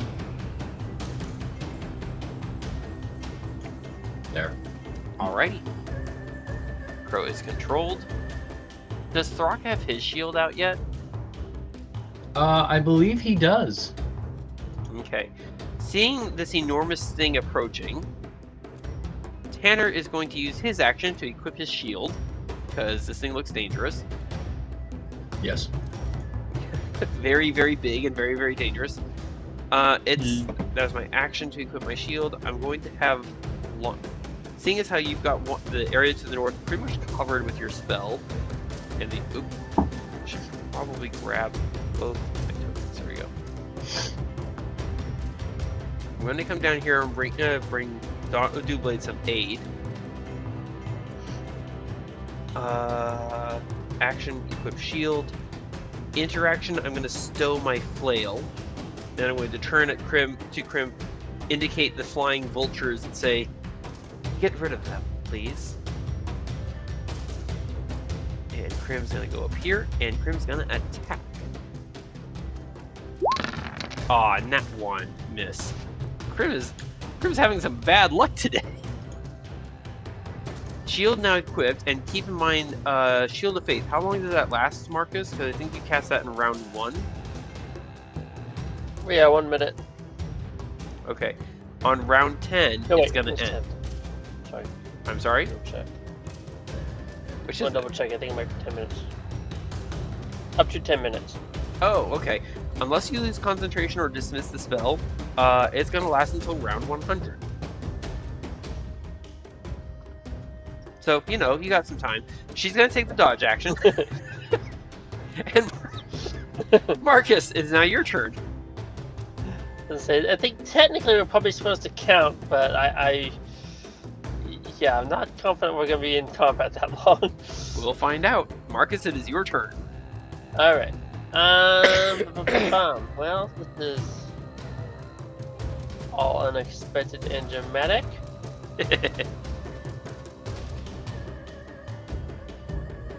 I'm right up here. Trying to figure out how this is gonna work.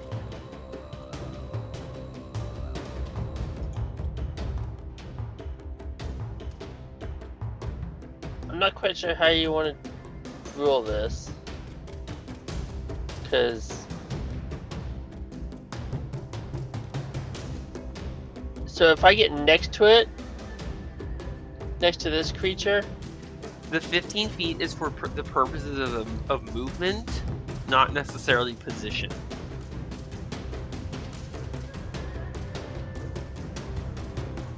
so basically I'm trying to attack with my glaive, which Oh, I I usually see. have that 10-foot reach, but I can't tell then if you need me to get right next to it for 15 feet or have a square in between like we usually do.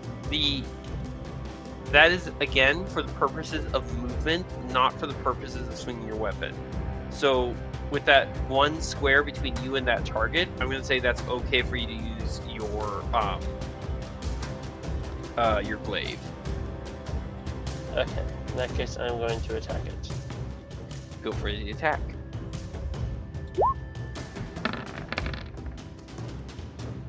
Well, that'll hit for 7 damage.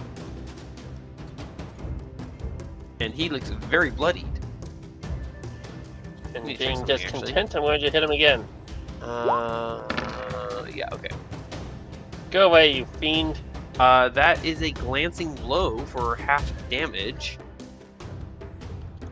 Which means, hang on. I need to do this.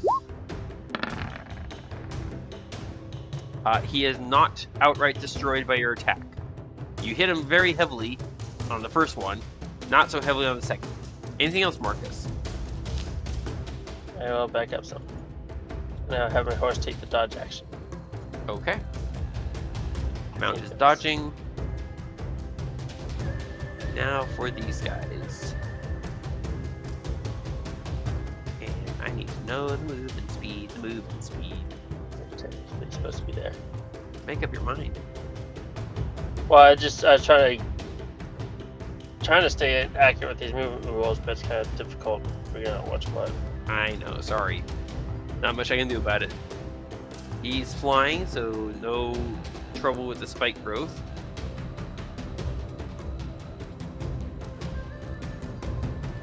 Alright. There we go, excuse me. Mouth open in soundless scream. 15, 30... This guy will trigger an attack of opportunity if you so wish, Marcus. Thanks to your polearm mastery feat.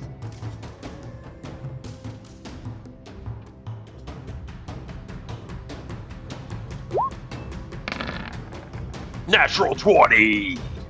Critical hit. That's dead. That is very, very dead. I want firewood! You take this thing to negative 16 hit points. Just so you know. Roscoe, roll me 2 Delta 4, if you please.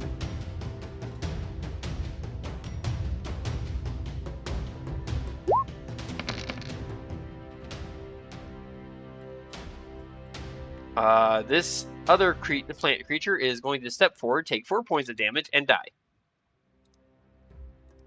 I love spike growth. What a wicked spell.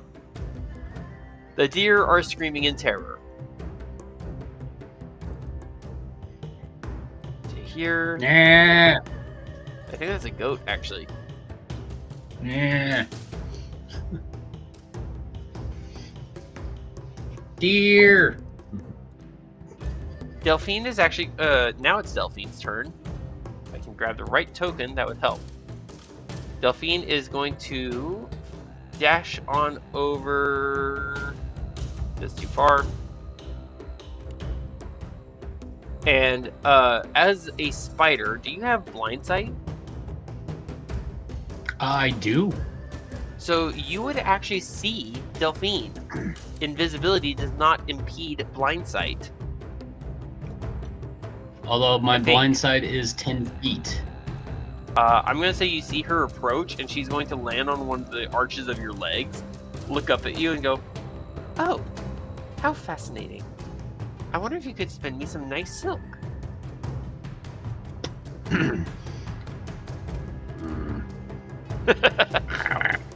There you go.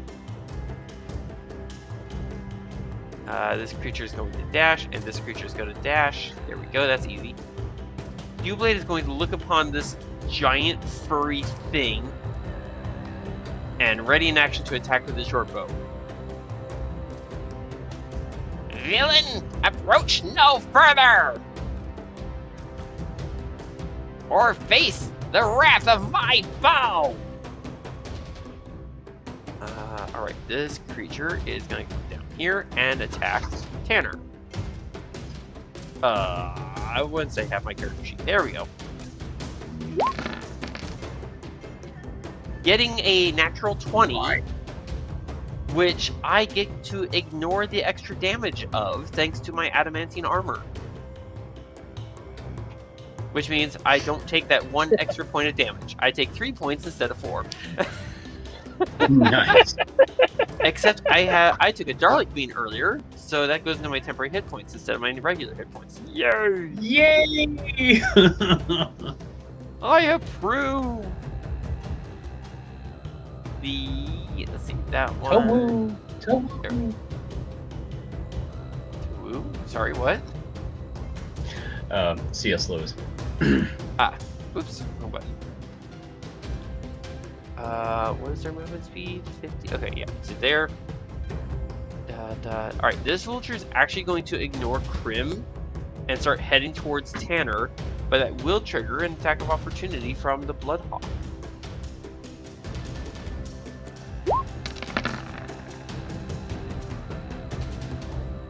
A 12 actually does hit, and as the vulture goes to descend upon Tanner, it gives a sharp, sudden cry as its back is broken and it drops limp and dead to the ground.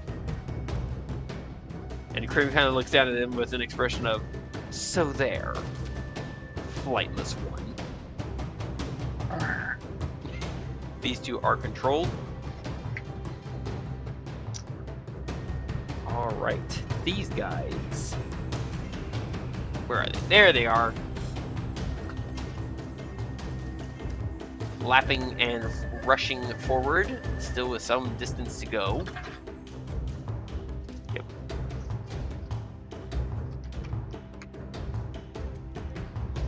This guy is going to descend upon the deer, and since the deer's in its path, the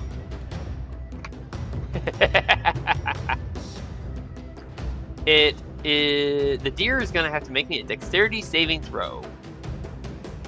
Oh dear. Getting a natural 20, which is a success. Who would like to roll for me 2 Delta 6 fire damage? Sure.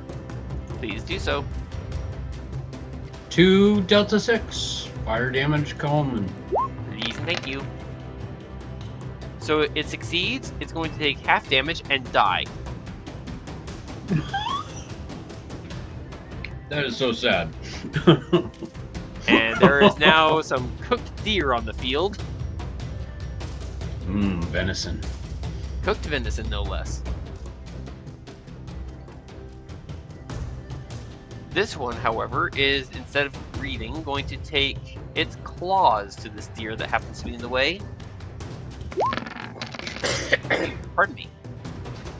Getting 21 to hit for 4 slashing and 4 fire damage. And look, there's another deer dead on the ground, as it takes twice its hit points. And now the big furry fellow. Down to the south.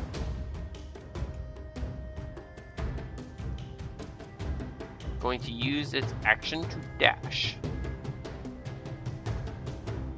Top of the round, Roscoe the giant wolf spider. You have a rider, so to speak, who has not opted to try and take control of you. What would you like to do? Well, in one sense, I'm kind of trying to make my way to the hole, knowing that the snakes are no longer there. It would be a good place for me to hide. That is hilarious. So I'm going to dash as far as I can to that hole. All right, what is your movement as a giant wolf spider? It is 40 feet, so if I dash, it'll be 80. There you go. So let's see you move. I'll move Delphine along with you. 75 is about as fast as I can go, so I'm almost to that hole. Very nice. Yeah, 75. Very good. So, Nightshade. There's 2 cooked deer on the ground. What would you like to do?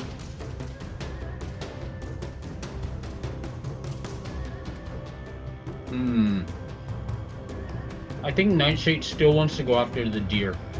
Okay, then Nightshade can go after the deer. The cooked deer or the running deer? The running deer. He's going to go after one of the running deer. Awesome. Throck, there is a monstrously huge, furry, beastie thing with horns approaching Tanner and Dewblade. What would you like to do? I want to go fight it. This makes sense. Do you want to use your action to equip your shield? Shield is already equipped. Oh, okay.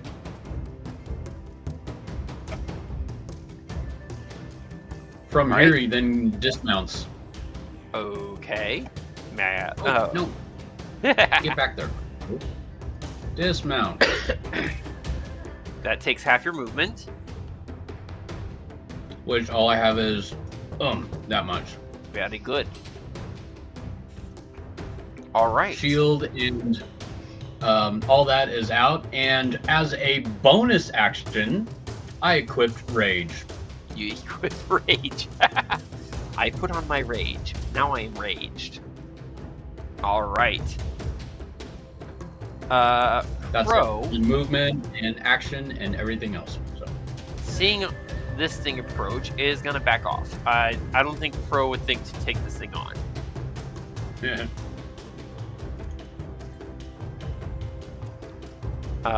Probably take the dodge action. What do you think? Or perhaps ready in action to attack the first enemy that comes near it. Ready in action for whatever comes near him. Very good. Long step is controlled.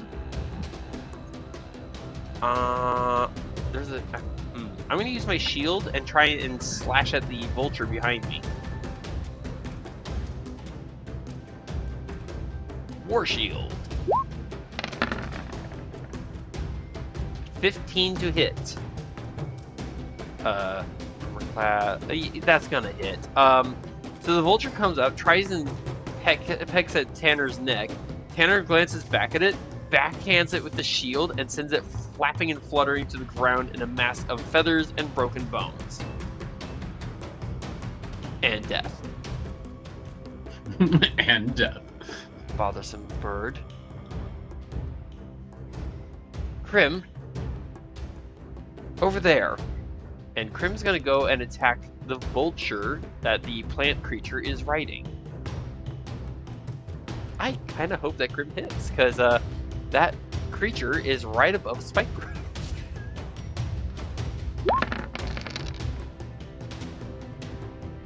9 is a glancing blow for half damage, which is 4 points. And that vulture is going to need to make me a Constitution saving throw. Let's go. That's a fail. The vulture takes massive damage and dies. And plummets along with its rider. I'm going to say they were 10 feet off the ground. So Marcus, please roll me 1d6 for bludgeoning damage. And Roscoe, roll me 2 delta 4 for spike growth. Pardon me. Marcus, are you there? Yeah, I'm working on it. Excellent, thank you. If I can get my darn buttons to work. It's going to take 4 points of damage from spike growth. Good So you said placement. 1d6 was it? 1 delta 6 for falling, yes. Oh! Sorry, I was having trouble earlier. It takes Nice. maximum damage from falling. I was going to make a dexterity saving throw because it's landing in difficult terrain. I'm not going to have it make a dexterity saving throw because it lands on its head, which splits open and spills out its planty brain. It dies. Yay! The grass will grow! Good job, Krim. Oh gosh. So Krim attacked and killed 1 creature, and 2 creatures died. That still only counts as 1. Gwen is twitching and dodging every which way, trying to hold the shield up in whichever conceivable direction a threat can come. She has no idea what's going on around her. Marcus, it is your turn. Alright,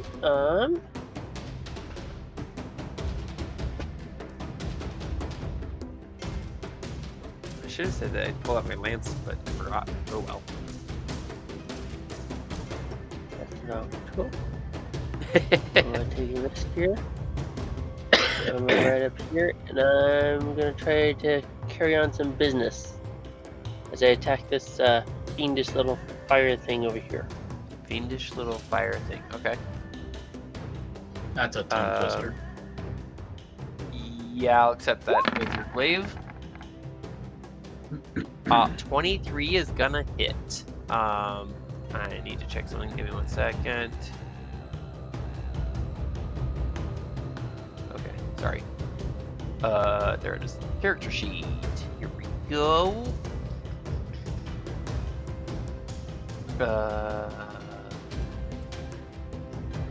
Okay. It is gonna take that damage. 13 slashing damage. Wash that health bar. Alright. And I will swing again. With the butt end of your glaive. A 9 is going to completely miss. Not feeling so good about that. Pardon me.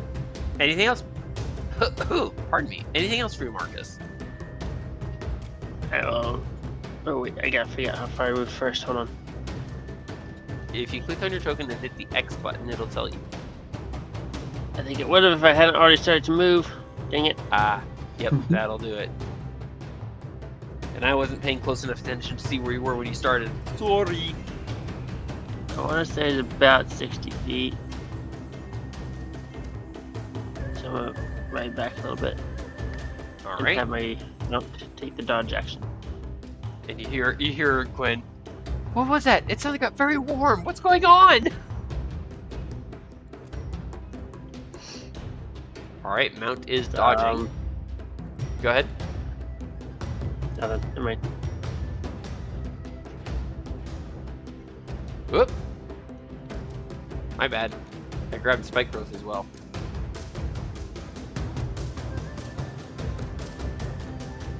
And to here.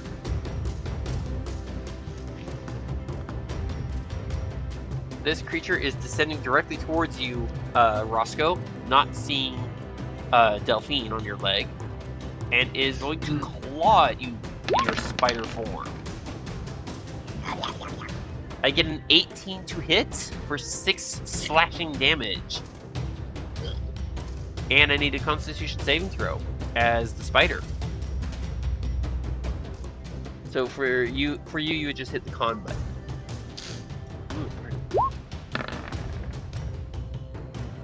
You maintain concentration, spike growth stays up.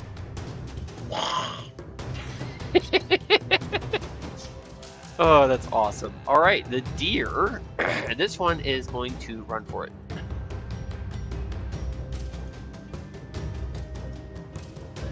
This one's also going to run for it. This one, seeing it's not going to get much of a chance, so it is actually going to try and attack Nightshade, lowering its I was gonna say lowering its horns, but deer apparently don't have a horn attack. They have a bite attack of all things. I'm relatively certain that a 5 is not gonna hit Nightshade. Would that be a safe bet? Where is... There she is. Let's see what she can do, wait, how long does this last? Ooh, that's a bad idea. Not that one. Not that one. Delphine, clinging to your leg, Roscoe, looks with utter disdain upon this vegetable creature riding the vulture, and she's going to try and cast a spell on it. Intelligence saving throw.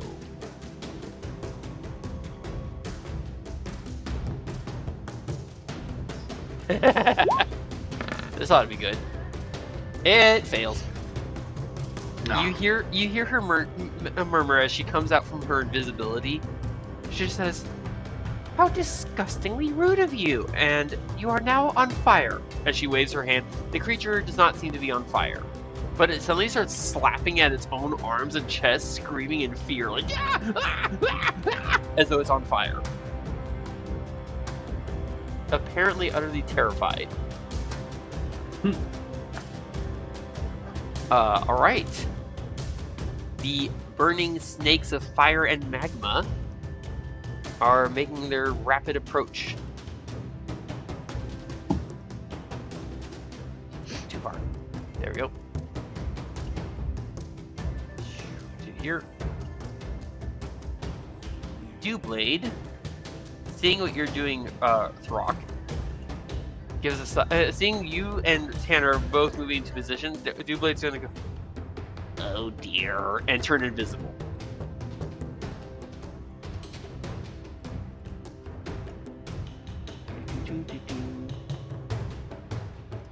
Movement.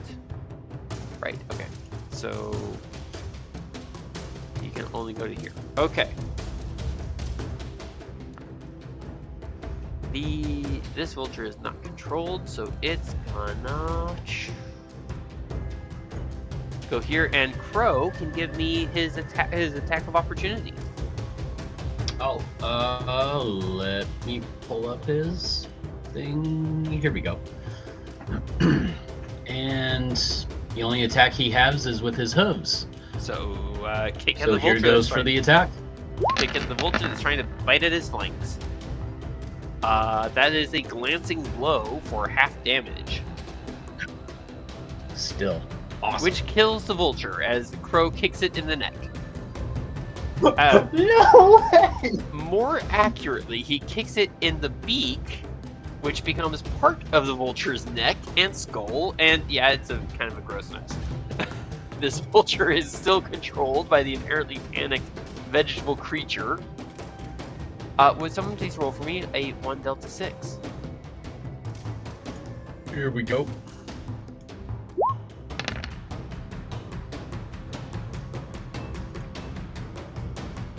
Alright, thank you very much.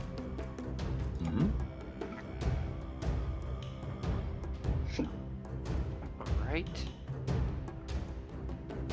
This creature is coming straight at you and will trigger an attack of opportunity, Marcus. Oh, I'm sorry, I forgot to put... there we go. This fellow here is going to trigger an attack of opportunity, Marcus, if you want to use it. Marcus? Marcus! Hey.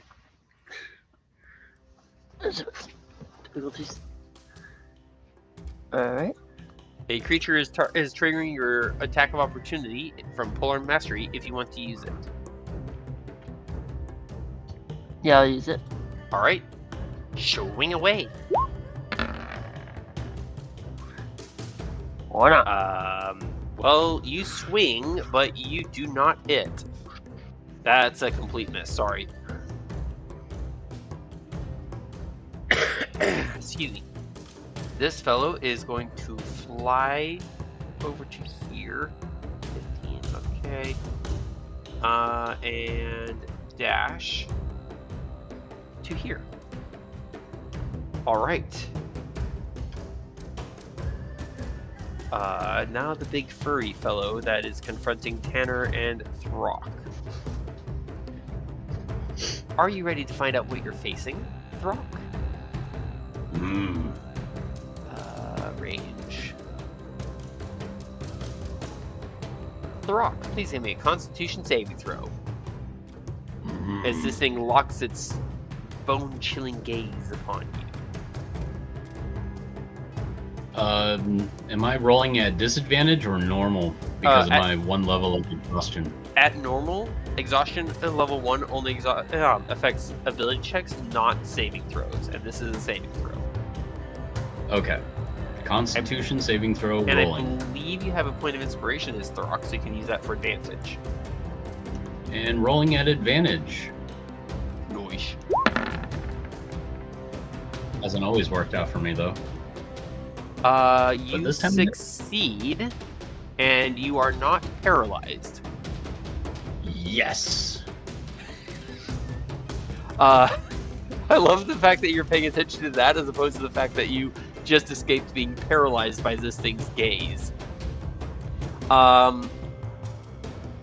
You are immune to its gaze for 1 hour. Oh yeah. And then it's going to step another 15 feet closer. So it's now within range, and it's going to attack you, Throck. Twice. Okay. I get a 20 and a 24.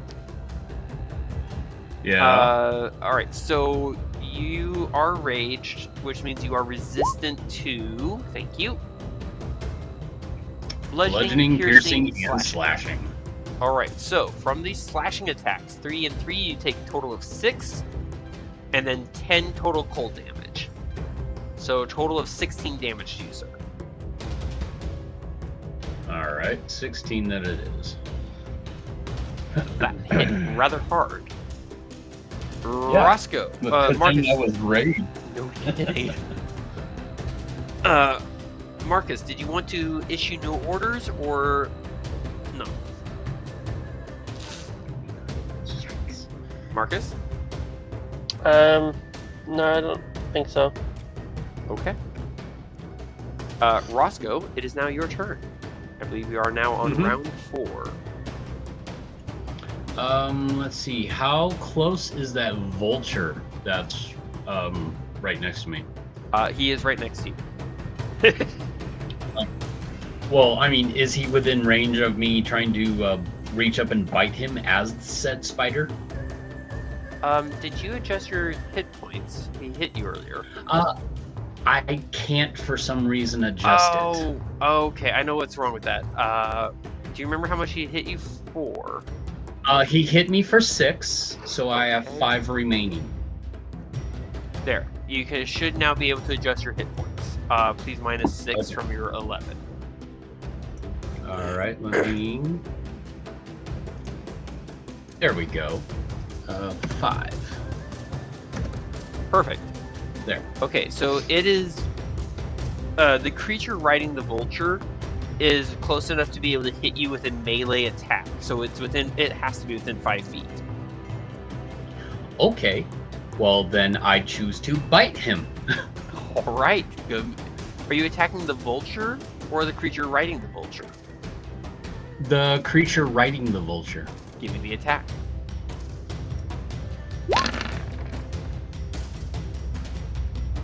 A 15 is going to hit for a total of 8 damage, 6 piercing, 2 poison. Where is the character sheet?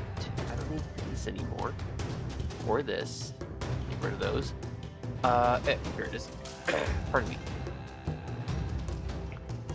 So it's gonna take some damage. Nice hit, by the way. Thank you. You're welcome.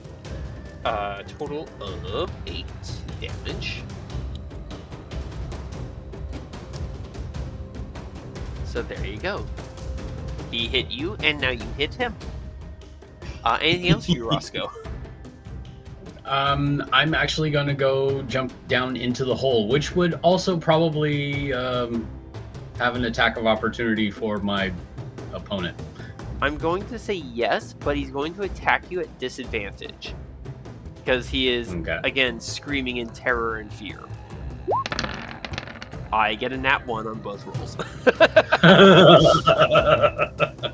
Yes! I need to look at a spell here. There it is.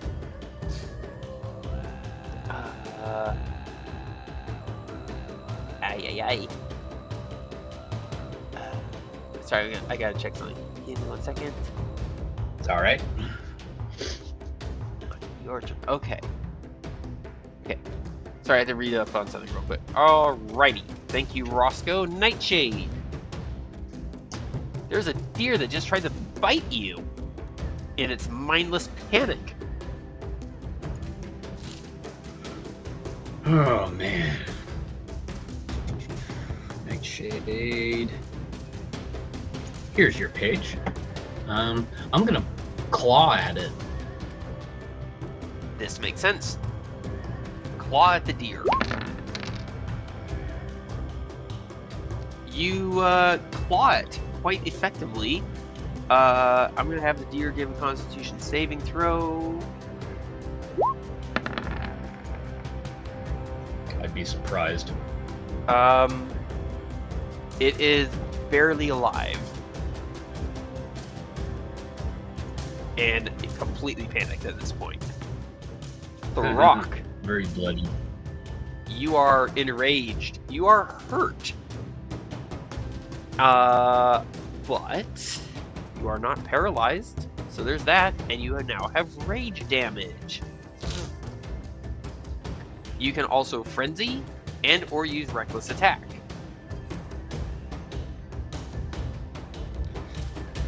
Let's see. Reckless attack means that it means that you would attack. You would attack at advantage, but anything at all that attacks you would automatically have advantage until your next turn. Until my next turn. Yeah. Yeah. I'm not going to reckless attack. This makes sense. But I will frenzy. Do remember that at the end of your rage, you will take another level of exhaustion. Yeah, and I'm gonna have to look at into something so that I can remove levels of exhaustion when also making a long rest and all that. All right, you attack twice thanks to frenzy. Yes. Both attacks are at normal. Yes, making sure it is at normal. Here we go. My first attack.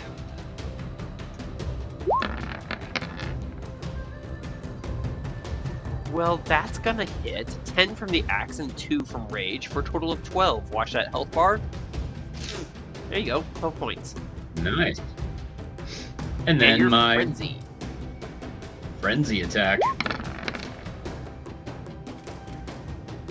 A 10 is going to miss, however. Nuts. Oh well. Anything Definitely else? worth it. Do you want to move or stay where you are? I actually want to move here. Saying, hey, come on. Let's go. Let's go, guys. Come on. Rally up around me. Everyone else is all dealing with different things. All right, Crow is... I think Crow is actually pretty happy where he is right now. Yeah. And we'll probably just ready in action to attack the first hostile thing that comes near. Long step is controlled. Tanner is going to equip his lance. My nose. Coming down here. Thank you, Throck, for advantage. There it is. I think you can move a little closer. You recall that for weapons with reach, I'm just having it be a square. And the lance has reach. Okay. That's gonna hit for 15 damage. Mm-hmm. Ouch! Yeah, that's right. I'm going to look back towards Krim and point and indicate the vulture. Remove that one's wings. Wrong button. There we go. All right, Krim is going to attack the vulture.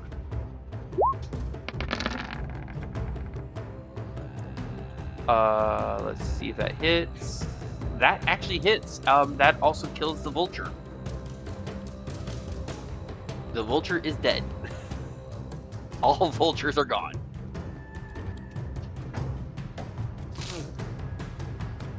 And this guy needs to make a dexterity saving throw. I'm going to have it still be a disadvantage because, again, he is panicked by whatever it is that Delphine did to him.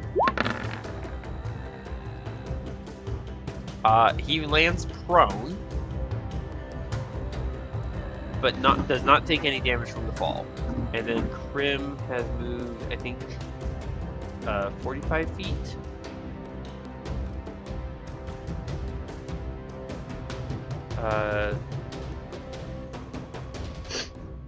Oops, wrong button.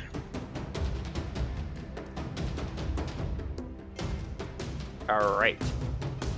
Gwen is still taking the dodge action. Marcus, it is your turn. There is an enemy within 5 feet of you. I think I'm gonna try to. Well, actually, you know what? Mark. This does make sense. Yeah, I'll swing at him first. All right, swing away. Swing at this one closest to me and try and see if I can sweep him aside a little bit. And 11. Hold on. Is actually exactly what you need to hit. You slash into it for 8 damage. Did you want to Divine Smite, or do you want to just keep going with regular attacks? I'm gonna wait a little bit, and I'm gonna make my second swing at this other one up here a little bit more away. All right, go for it.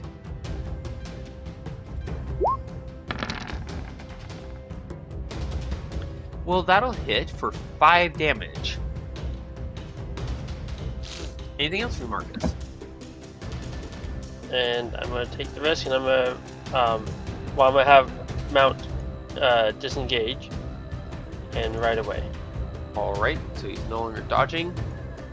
Don't forget to move Mount. There you go. So you moved 45 feet out of 90. This is not difficult terrain where we are. That's good. All right, Mount is controlled. And this guy is going to stand up from prone.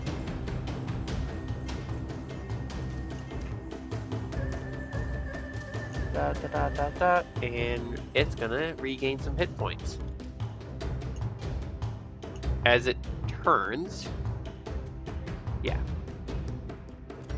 and moves the rest of its speed, and then it's gonna take the dash action.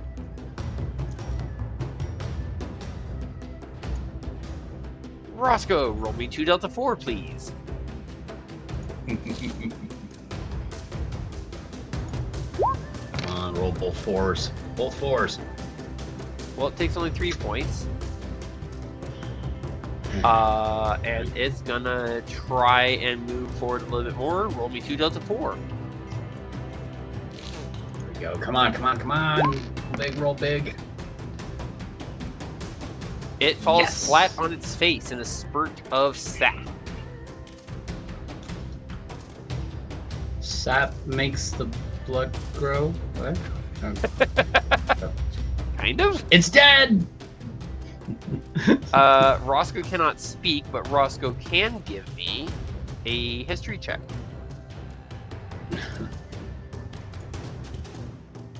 As that Wait, deer what runs is a towards history check in there? this deer bites. That would be INT.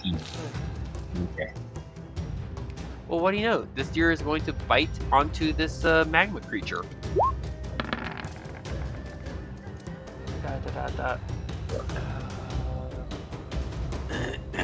Excuse me.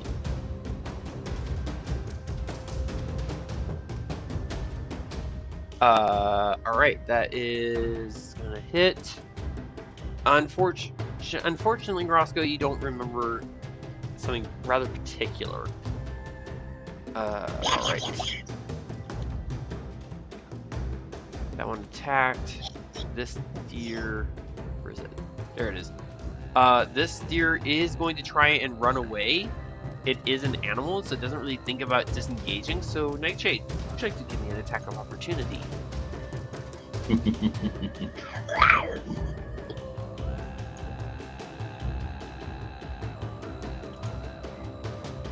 Whenever you're ready.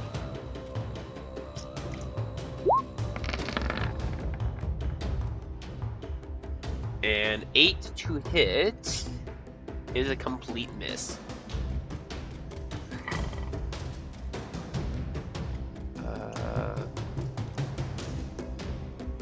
Dashing to there. Delphine is going to tap on your spidery leg. Pardon, stranger. Master Spider, I do not believe that thing is going to die just yet. I think it needs something more. And the illusion is going to cause some damage that she has cast on it. Who would like to roll for me? 1 Delta 6. Go for it. Okay. Its body twitches and writhes as it takes 3 points of damage. Pardon? Alright. Here, and dashing to here. Marcus, these creatures are most definitely approaching you as you carry little Gwen. Dewblade, for his part, as I quickly realize I need to pull something up. Dewblade is going to fly over to here and attack with his short bow. He has advantage as it comes out from invisible. 25 hits. Goodness. He pierces once. He does deal 1 point of piercing damage, and that creature now must make a Constitution saving throw. It succeeds with 21. And Dewblade yells, "Go down, you villain!" as he is no longer invisible. Nice shot. Thank you. You seem a worthy ally. And you're not so bad yourself. That's as far as he's going to be able to move. And...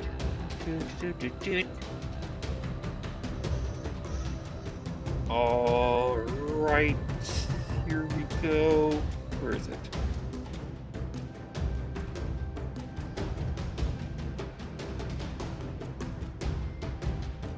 Yes, okay.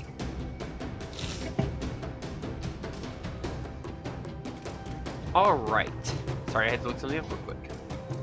Here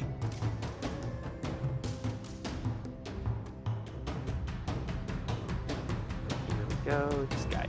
I should probably scroll it up so that people can see what's happening. To here.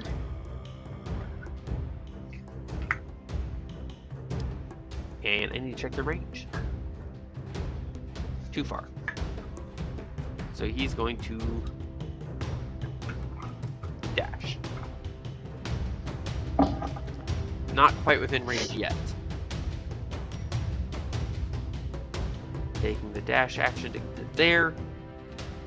Who would like to roll for me? 1 Delta 6. You go.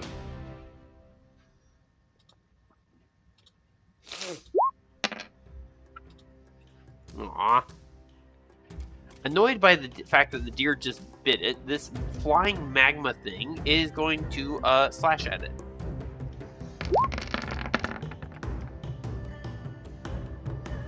Completely missing. That's embarrassing. I need to check the range. Okay, so this is going to be interesting.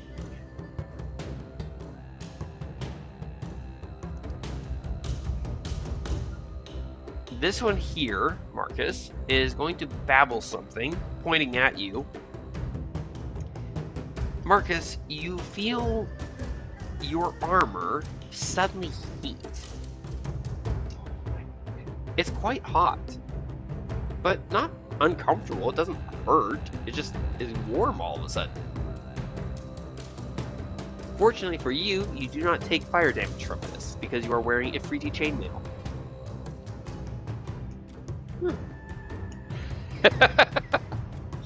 Eat metal. I still don't like that he tried. And he babbles something else. Excuse me. Alright. Let's see. Frog.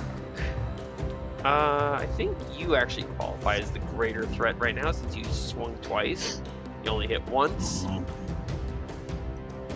This big furry fellow is going to... Oh, I know. He's going to attack you once. Here it is. With its claw. I get an 11. Pretty sure that misses. Miss. He is going to step this way, which does not trigger an attack of opportunity. It does not let their reach. That's not. Oh, crud. Oh man, I positioned. I was going to do something and I can't do it. I have an idea. You know what? He's just gonna go ahead and attack you twice because he looks at little Dewblade and is just like, "What are you even trying to do? You're less than a thorn." I get a 15 to hit you, Throck. It's still a miss. Oh my god. I'm out of 17. And Longstep can give me a Constitution saving throw.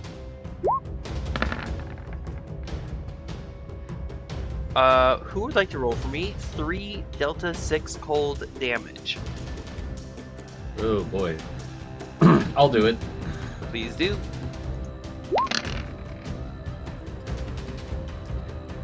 Longstep is going to take 6 points of cold damage and suddenly stiffen, paralyzed. Let's do this for paralyzed. All right, top of the round. Roscoe. Sorry, before we go to Roscoe, Marcus, do you want to give any new instructions, or do you think things are going swimmingly enough? I think you can all think for yourselves. Okay. Roscoe, with Delphine's warning, it occurs to you that we've faced these creatures before, and they tend to get back up if they don't take at least fire damage. Yeah, I do remember that. Unfortunately, the only thing I have that can work is if I get out of fire or animal shape. Yep. Stop my concentration on Nope. spike growth. Nope. And then use produce No. flame and chuck it at said thing. You do not need to stop concentrating on spike growth. No? No. Oh. All right. If I'll keep it up and going. so, if you want to use, I assume produce flame. Excuse me. What that would mean is if you were going to hold it constantly, kind of like holding it in your hand like you did in the temple, that's when it would be more of a concentration matter. If you're just going to cast it as a ranged attack, that's a different matter. Well, Also, produce okay. flame is not concentration, so it doesn't even matter.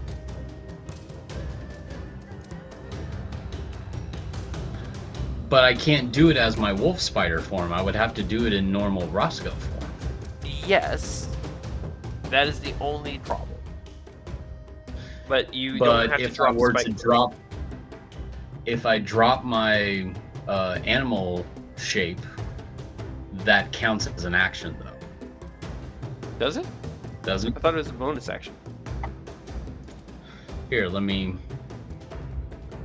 Wild shape. Oops. Wild shape.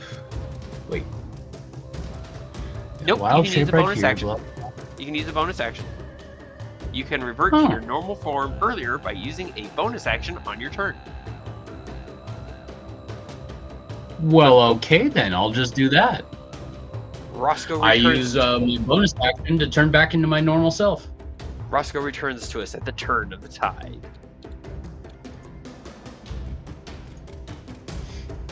And then let's see. Now, this creature is prone, but also unconscious, so you will attack it at normal. Yes.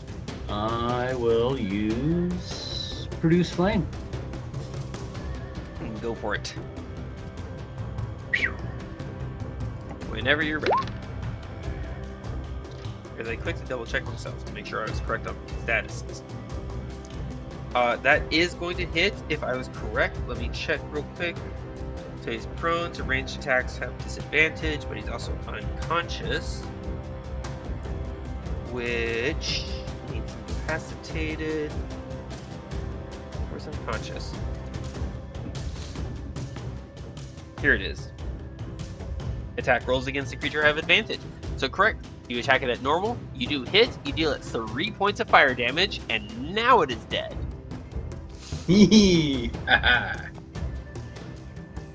Oh, excellent shot, sir.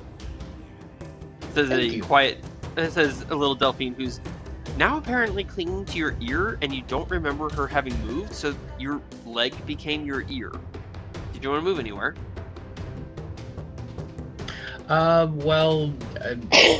Sure. Alright, where would you like to move? Over here next to the dead vulture. Okay. You would also notice that Crim is hurt. Delphine is going to be moving with you because she's riding on your deer. Nightshade. That deer is getting away.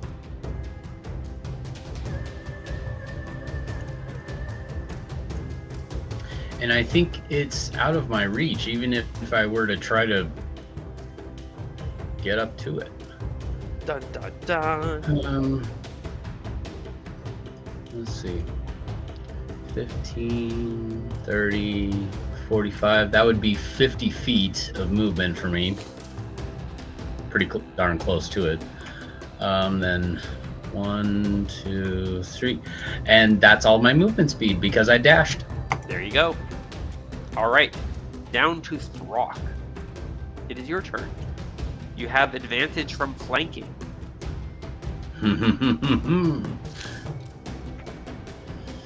Here we go, advantage.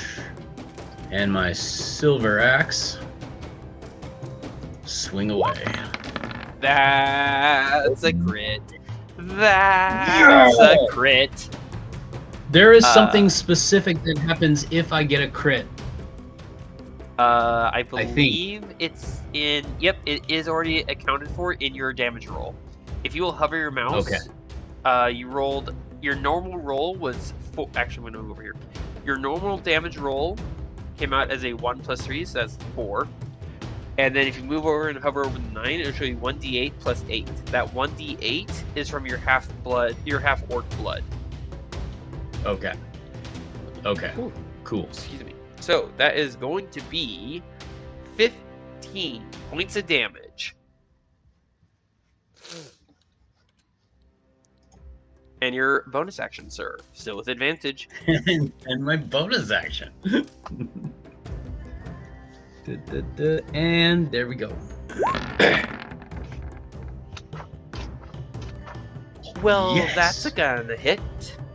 For a total of 6 damage. 4 slashing, 2 rage. Very nicely done. Alright, Crow is chilling because there's no immediate danger. Longstep is going to have to make a Constitution saving throw.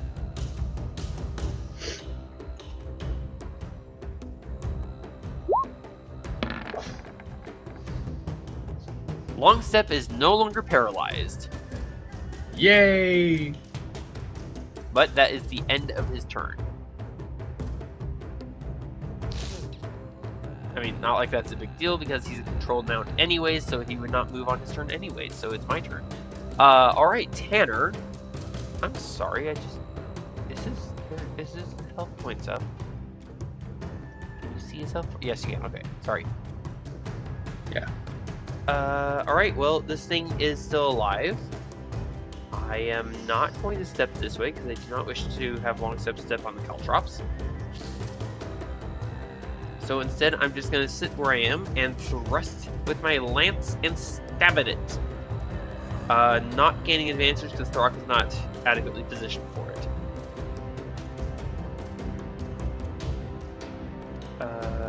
Lance, there it is. That's a crit. Oh my. That's a crit. Dude. Oh my gosh. That is called overkill. That is 28 points of damage. This thing had 2 hit points left. It literally becomes a kebab yeti. So Tanner stands up in his stirrups, leans forward into the stab, thrusting with the full force of his hips and waist and upper body strength. And Throck, you watch as the tip of Tanner's lance erupts out the backside of the whatever it is. The creature's heart beating on the end of the lance. And 3, 2, 1. Boom. No beating. And Tanner just looks down at it. Do not disturb my horse again. And then quite calmly turn Longstep. Now that's what I call cold. And have Longstep take the dash action. Oop, too far. To here. Looking upon this area and all this stuff going on.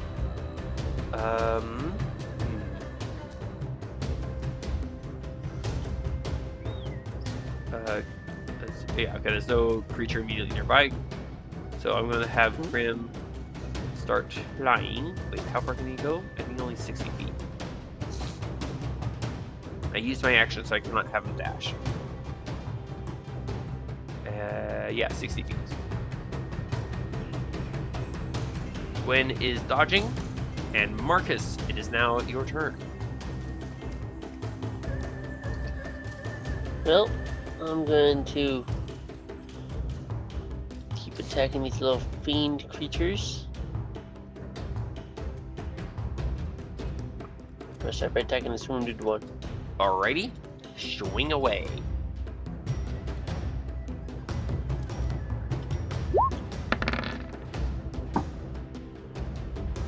A 17 is going to hit for 10 damage. He's still alive!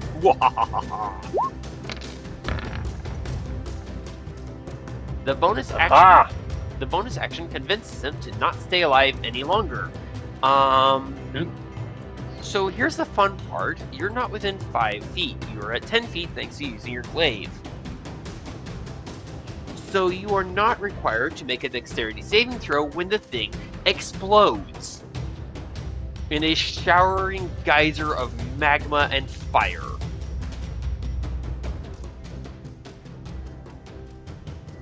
Anything else? That was interesting. It's like a spicy pinata.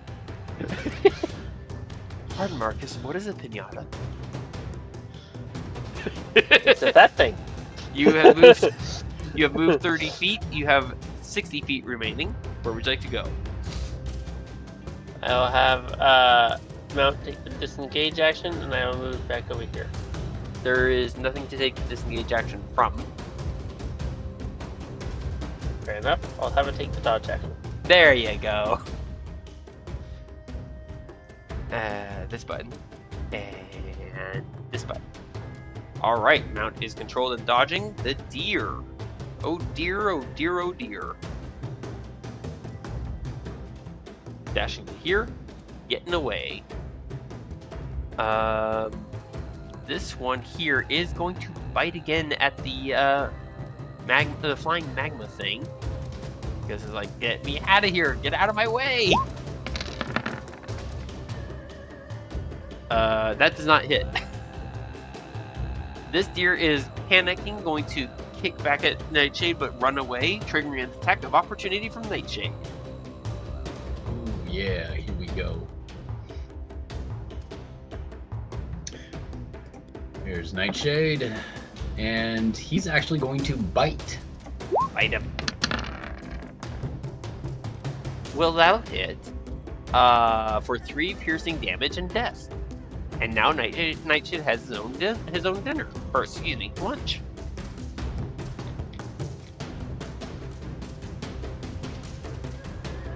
I imagine he is quite pleased.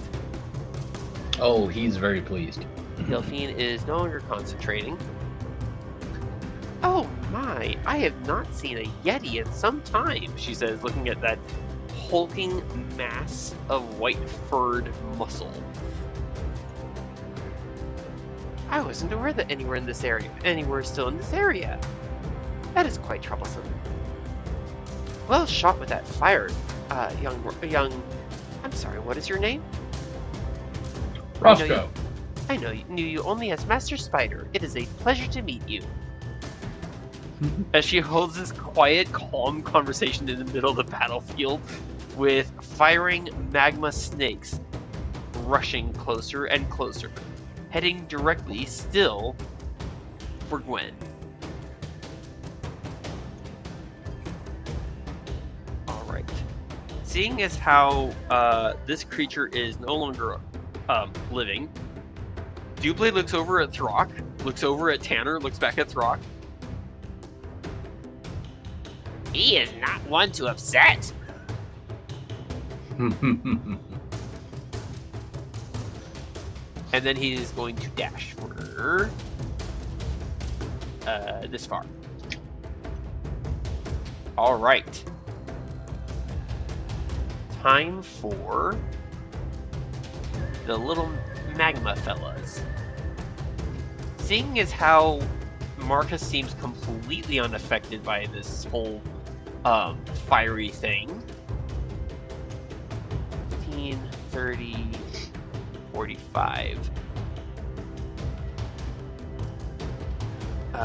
Where is this one? Okay. They're going to target Gwen. Or rather, the metal shield she's currently holding on her arm. Okay. Who would like to roll for me 2 Delta 8 fire damage? I will do 2 Delta 8. Please roll it.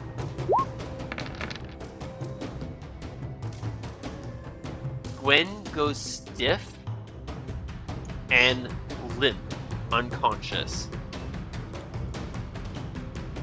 And the shield slips from her nerveless fingers. On her turn, she's going to have to start making Constitution saving throws. For reference sake, that almost killed her outright. Oh, gosh. And this one burbling with laughter. She's ours! Well, you don't know what they say because you don't speak their language, but this one starts giggling as it draws closer, which does put it within reach of your your attack of opportunity there, Marcus. You fiend. There you. A dirty 20 is gonna hit. That's gonna prompt the Constitution saving throw.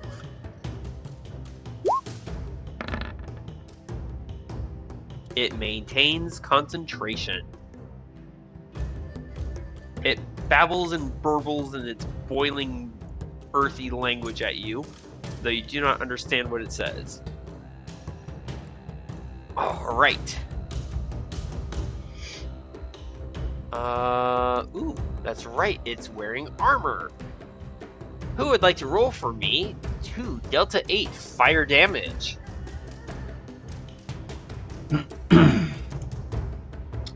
I'll do it. All right.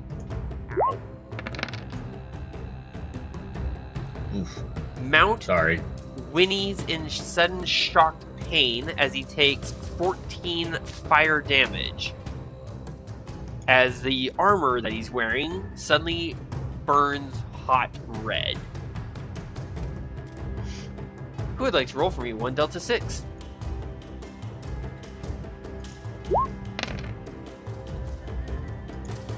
Alright, he does not get back his fiery breath yet, so he's just gonna claw at the deer. Like, stop this, it's annoying me.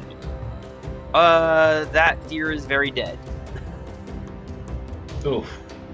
As it takes 5 slashing, 1 fire, and dies. And is now burnt to a crisp. But quite succulently. Alright, top of the round, Roscoe. You would have seen Gwen fall, go limp against Marcus's chest. Yes, I did see that, and I am not within range of doing any kind of healing. But you could move. At least I don't think. But I was about ready to heal Krim with a healing word. So let's see, healing word bonus action range is 60 feet. So one thing I will point out to you, you could dash and then cast healing word. Because it's a bonus action to cast. It is a bonus action. I forgot about the bonus action part. Your Well, let's see. Close that there. Okay, let's see. I can only do what, 25 feet? Yep. So you could dash. Movement speed? So basically, I would have you dash to just under 60. Yeah. So dash over just there. Under. I would have you dash to here, just under 60. Oh, really? Yeah, because you don't have enough. Okay. You don't have enough movement speed to go 60 feet. But that does put Delphine that does put Gwen almost exactly within your range. To cast healing word on her. Yes, healing word is a bonus action and a 60-foot range. All right. Then pull 1 spell from that. Healing word cast on Gwen. All right, roll it. I believe it's 1d4 plus your modifier. My spell casting ability modifier. Yeah, so that's wisdom. So 1d4 plus your wisdom modifier, which I believe is a +3.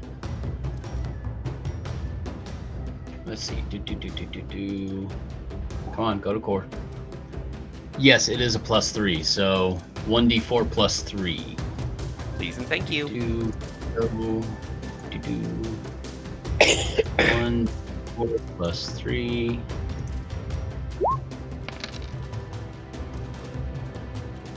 Nice. She comes back up to full. So basically, she took 7 points of damage, and you just healed her 7 points of damage. So she's back at full health. Dude, really? That's awesome.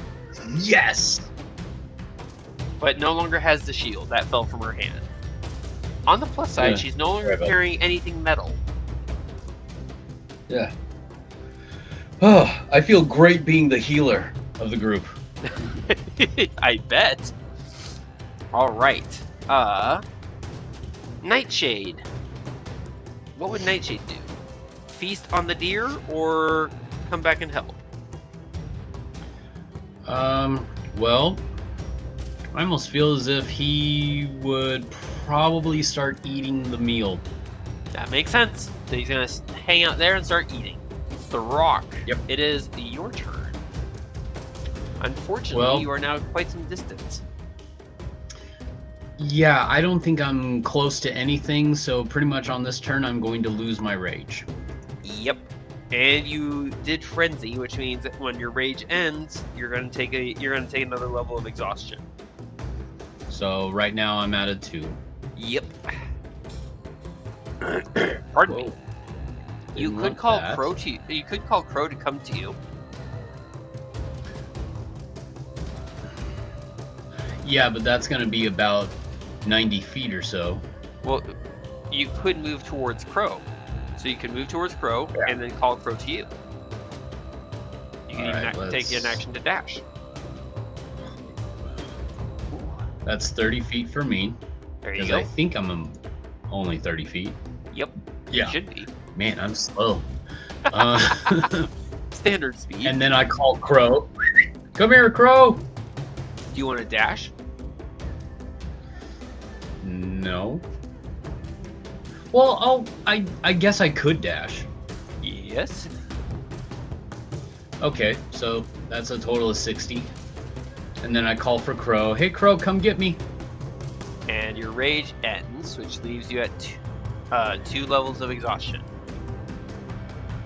Crow on his turn nickers and whinnies and trots on over to you, just kind of like, oh, okay. Been pretty quiet. But now I Killed the don't bird. have any movement speed whatsoever to get on top of Crow. Correct. You will have to wait for your next turn. Yep. Long step is controlled. I did see, since it's now my turn, I did see that this fellow here is the one that cast a spell at Mount. This way is blocked off because Roscoe with his tiny passengers in the way. So I'm in great position. taking the dash action to here. And I'm going to target that guy with my lance. And I'm going to also call to Roscoe, break this one's focus! It's going to burn Mount to cinders! As I try to hit it. The one I'm attacking. A dirty 20 to hit is going to hit for 14 damage. Alright, that was Tanner's turn. Gwen is in massive pain, but conscious and confused and blind, and she's gonna dodge. I'm so sorry, I don't know your name, but I lost the shield! And she is clinging to your armored body. Marcus, pardon me, it is your turn, sir. With a frustrated fury, I'm going to follow Tanner's lead. And Alright. smash. And what, sorry? Spells there. Frustrated Fury. 21 to hit, hits for 5 damage. It is still alive. And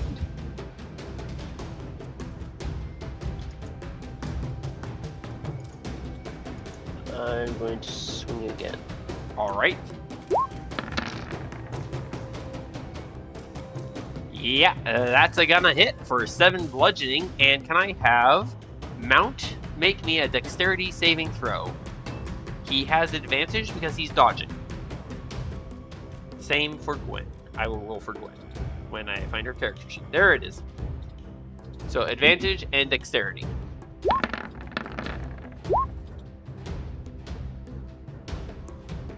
A 12 for Gwen is a success, so it's going to be half damage. Mount also succeeds, so that's going to be half damage. Throck, or Roscoe, please roll me 2 Delta 6 fire damage.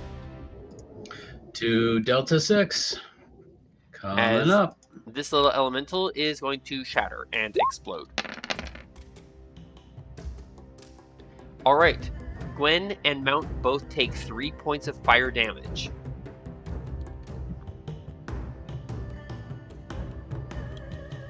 Mount is almost dead. So is Gwen. Anything else for you, Marcus? Good thing they were And oh gosh, good thing they had advantage on that deck save. I just Marcus? healed you. She's like, I'm so sorry, I don't know what happened. That's painful. I'm going to. The only reason I'm not having you make it the dexterity save, Marcus, is because you're immune to fire damage. Yeah. I'm going to right away for the now. Alright. Are you going to have Mount take the dash action or dodge?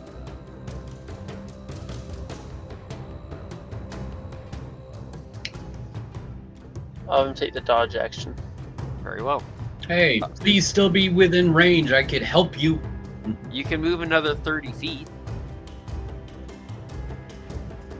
If you want. Because keep in mind, these burning snakes are on their way and they've been very locked onto Gwen this entire time.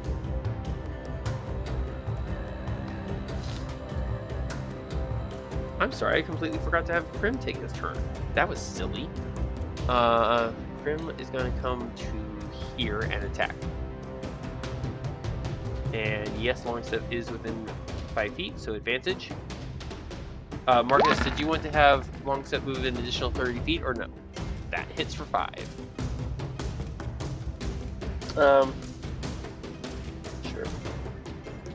I'll Alright, just move over there. All good. very well.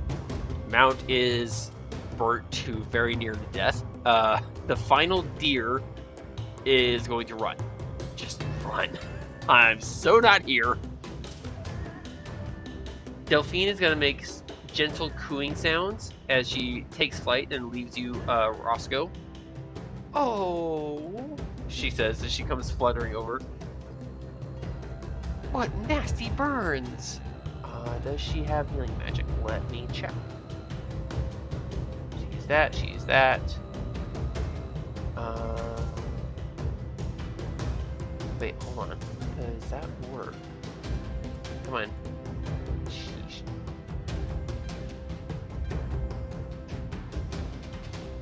Sorry, I'm checking it for something real quick, everyone. Huh! Well, what do you know? Come on. Sheesh. What is the range of this? Whoa. Expecting distance.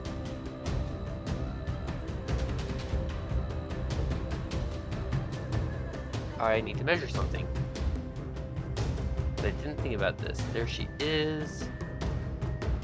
So this is something she would do as she starts flying away from you, Roscoe. You'd watch as she throws out her hand in a languid gesture towards those two burning magma things. Excuse me.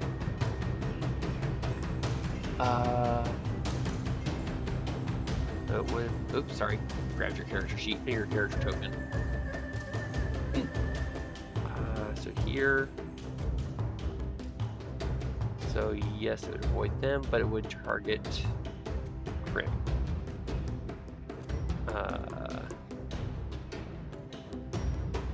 So Prim's at. Sorry, I gotta check something. Come on, bring me his hit points. There, thank you. She is going to gesture, and there's a small, tiny spray of glittering dust. Marcus, please roll me 5 Delta 8.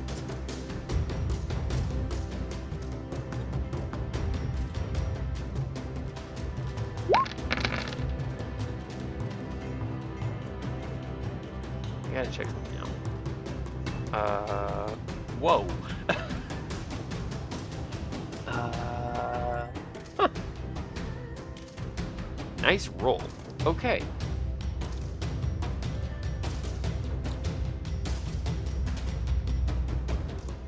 So, this burning magma fellow, and this burning magma fellow, and yes, even Krim, suddenly settled down to the ground, tucking their heads down low, and all three of them go to sleep.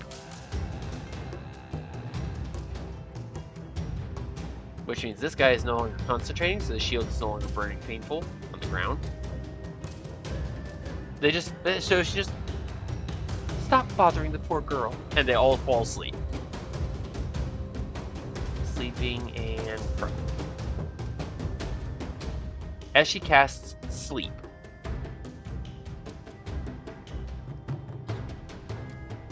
and then she flutters over to where Gwen and Mount are, and starts examining their wounds. You poor dears. Let's see here. Alright, coming to here, dashing, and coming to here, dashing. Hi, Roscoe. Hi. Dewblade, glancing over at you, Throck. You don't look so good. I like my voice. Yeah. I believe he can get to there with a dash. Yes, okay. So there we go, and yeah, these guys are just full on asleep for 1 minute. Roscoe, there's a fiery magma snake right next to you. What do you want to do? Run. Don't want to deal with this guy at all. You always have Thor whipping him.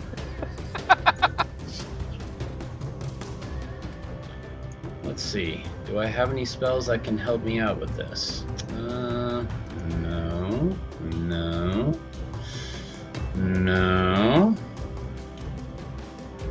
Although, I'm going to disengage Yeah, and dash, makes sense. which that would bring me here. You cannot dash. If you're going to use your action to disengage, you cannot dash. Oh, well, gee. So there. Ha ha ha. That puts me there. You could use a bonus action to heal with Healing Word. Why? I don't know. The Mount's almost dead. Gwen's almost dead. Crim's almost. Oh. Crim's not dead. Almost dead. I thought you were Still saying for alive. myself. I'm like, I don't need any healing. No. I'm saying there are wounded people on the field. You could heal them. Oops, forgot someone. Crim needs to be unconscious and asleep. What do you want to do, Roscoe?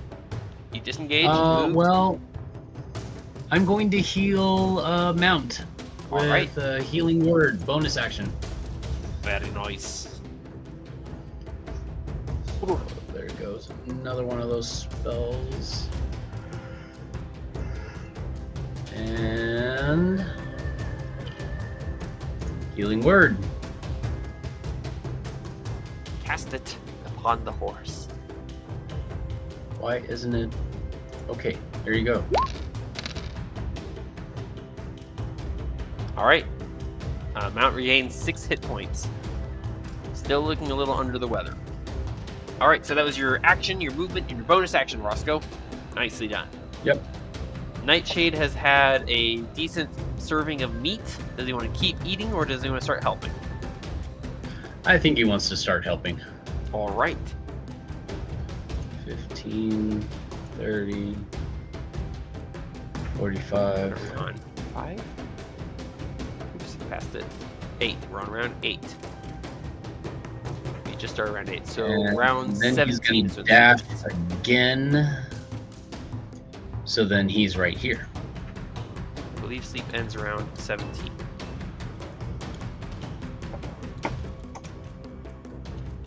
Alright, Throck, you can now mount up.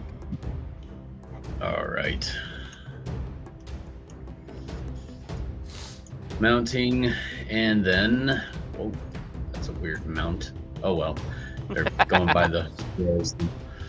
So now he's going to go... Ooh, hey, that's just enough. Great. And now I can attack Yes, this... you can. Whoa, is that a fiery snake? Yes. He says. Yes, Well, Throck. that is- because he's been dealing with a frozen yeti, so now he's dealing with a fiery snake, and he's like, whoa, wait a second. Hold up. And Tanner's like, yes, Throck, that is a burning snake. I suggest you end it. Okay, then. Well, I'm going to swing away with my axe. This makes sense. Ow, ow. Well, That will hit for 7 slashing damage. You are not raging, so you cannot frenzy. But, No. Marcus, please roll me 1 Delta 6.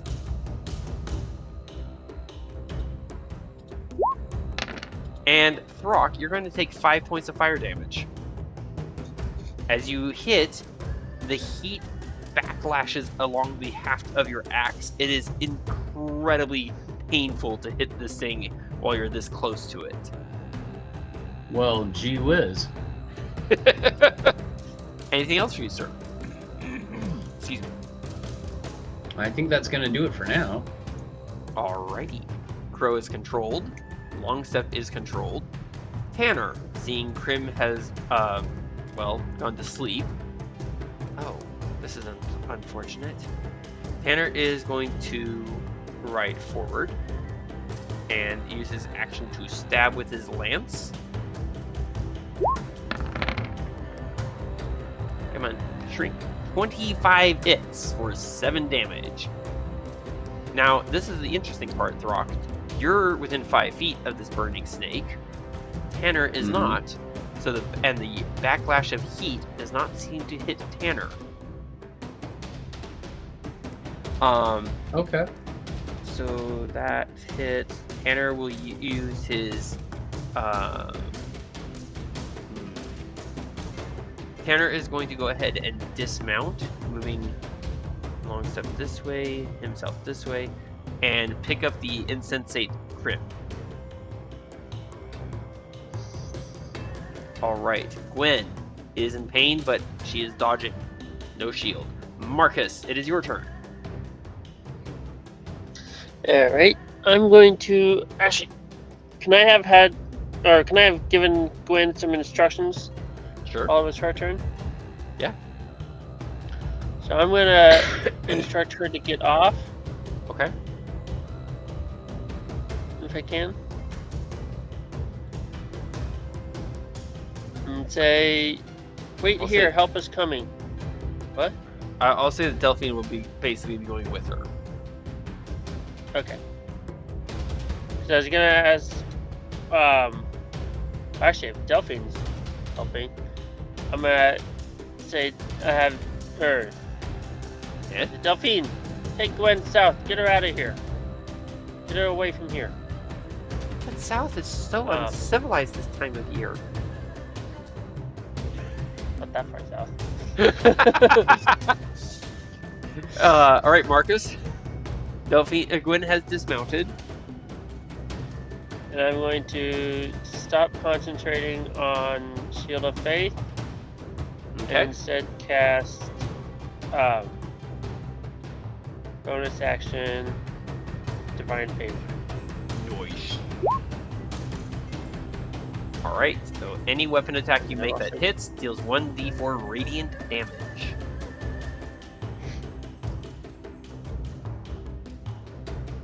Alright, and what are you going to do with your action, sir?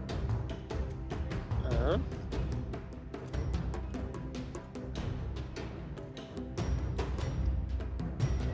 going to. Pardon me. Going to right up here.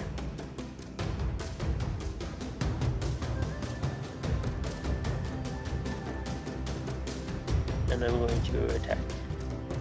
Alright, so that means you're having Mount Dash. And you now have flanking with Throck and Crow. Go for the attack with advantage.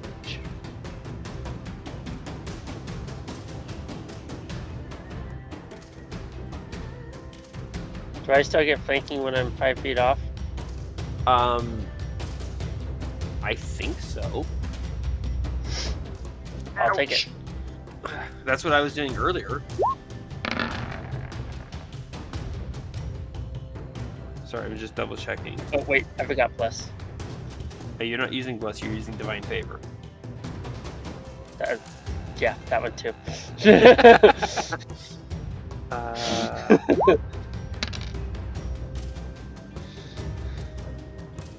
Sorry, I'm double checking on flanking.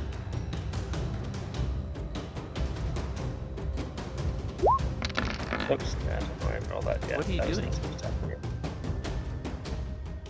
Okay, hang on a second. Why do you... It's just... Hold on. Just stop rolling. Let me try and read up on something, okay? Flanking, flanking, flanking, flanking. Huh. I don't see anything in particular that says you cannot flank if you're further away. Ouch. I mean...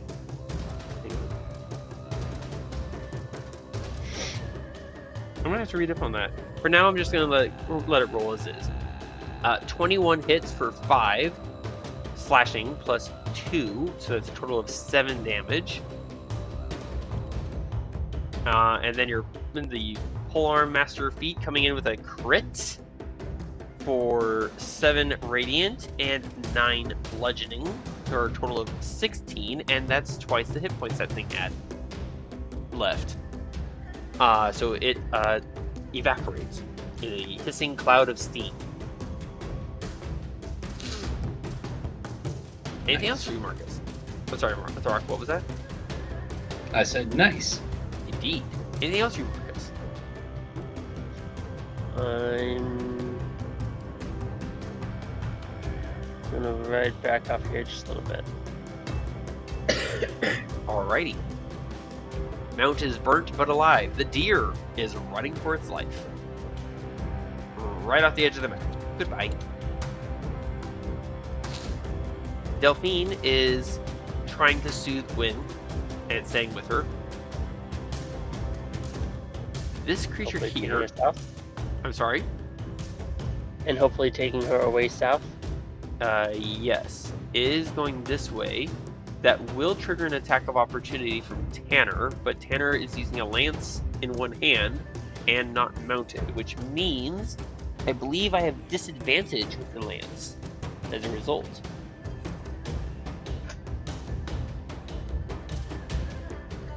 If I can turn the page, that would be amazing. Ooh. Lance properties, lance, here we go. Disadvantage when... Oh!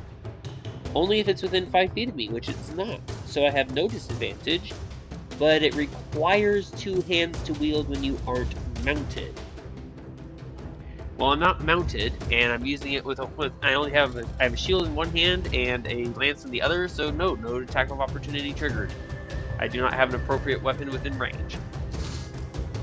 Alright. So that snake just dashed. Yes, dashed. Dewblade, for his part, is going to attack. If I could find his character sheet, that would be amazing. Short bow, fire. Gets a 24 to hit. Holy moly, that hits for 1 point of damage, and the thing needs to make a con save. Constitution saving throw. Go! It succeeds and it's not poisoned. Boo! Alright. These guys are asleep. Roscoe, it is your turn. This fiery snake seems to be giving chase after Gwen.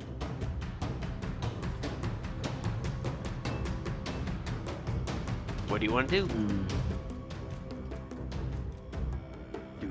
Let's see.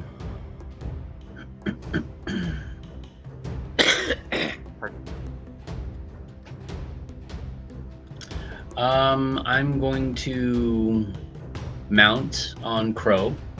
Okay. And then from Crow's back, I'm going to use Thorn Whip on him. Make the attack. Oh, just making sure it's on normal. Yes, it is. And Thorn Whip. Here we go. Wow, only 1 piercing.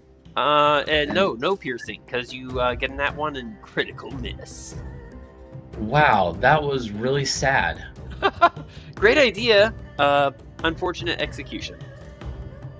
Yep. Alright, so that was Roscoe's turn. Nightshade, I assume, is gonna be like, hey, As he sees Roscoe hitting on the horse. Alright, where's Nightshade gonna go? Actually, Nightshade is going to attack that fire creature thing that's right here. Okay. It is asleep, so Nightshade has advantage on the attack. Yep. Oh dear. Oh no.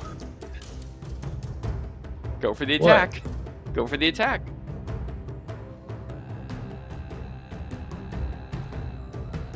It's gonna claw at it. Yep. Okay, that hits. Dirty 20 for 6 damage, and I gotta check something actually. If it's unconscious, does that not make it a critical hit? It's no big deal, I'm just curious.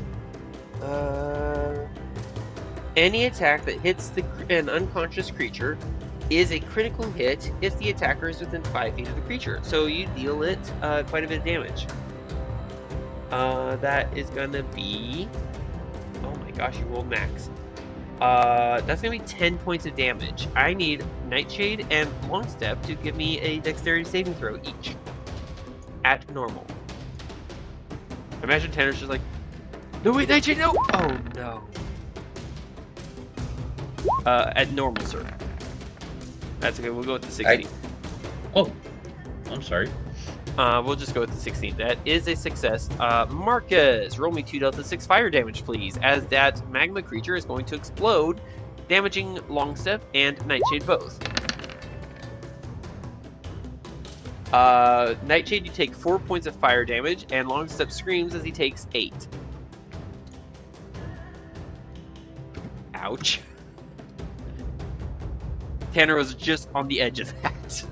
Throck, it is your turn.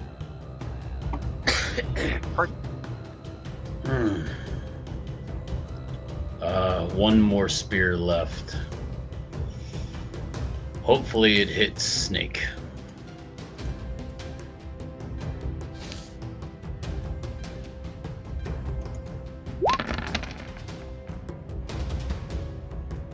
Well, that's a dirty 20, and that hits for 7 damage. Nicely thrown, Throck. Anything else for you, sir? Yes, I'm going to come down here and be in between the snake and Gwen. Very good. Alright. Pro is controlled. Longstep is going to buck and move away. Like, ow, ow, ow, ow. That did not feel good. Alright. Tanner is going to drop his lance.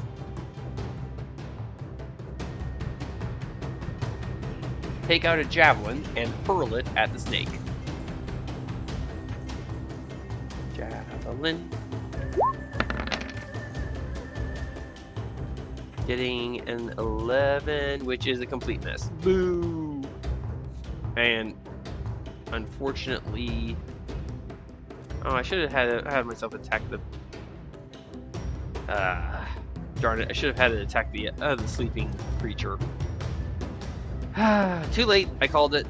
Gwen is gonna, with Delphine telling her which way to go, basically.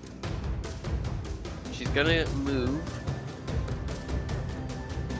here and to here. She's gonna dash. No longer dodging.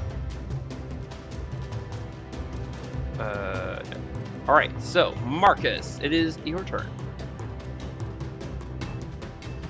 Seeing the opportunity, I'm gonna ride mountain. About there, I think. Nope. Yes, there. And I'm gonna swing at the little fire snake thing. Alrighty. Showing away.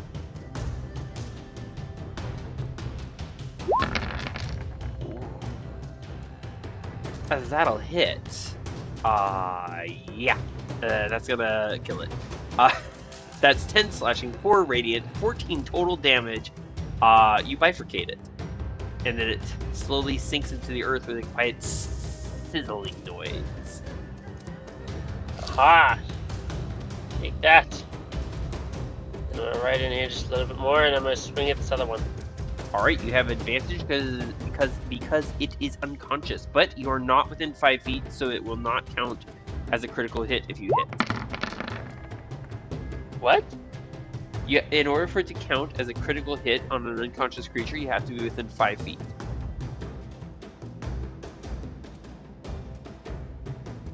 Unless, of course, you roll a natural 20.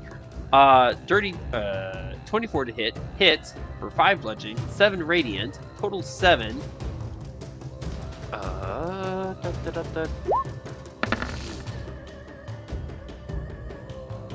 It is still alive, and now quite awake.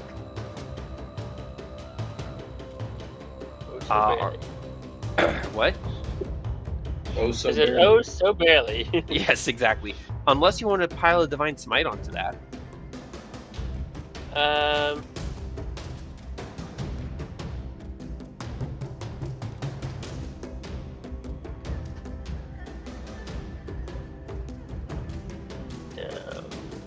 Alright.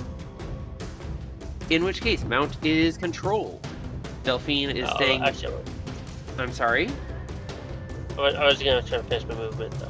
Oh, I'm sorry. I thought you had finished. My bad. Go ahead. Just to move down. Here. Okay. Mount is control. Delphine is staying with Gwen, telling her, alright, the danger seems to have passed. We can stop here. It's okay. Dewblade, for his part, is going to flutter on up over here. Villainous scum! Depart this route! As he withdraws back his longbow, he is attacking a prone target with a ranged weapon, so a disadvantage. Getting a dirty 20 to hit, dealing 1 point of piercing damage, and the thing explodes. That was melodramatic. And with that, we will exit initiative.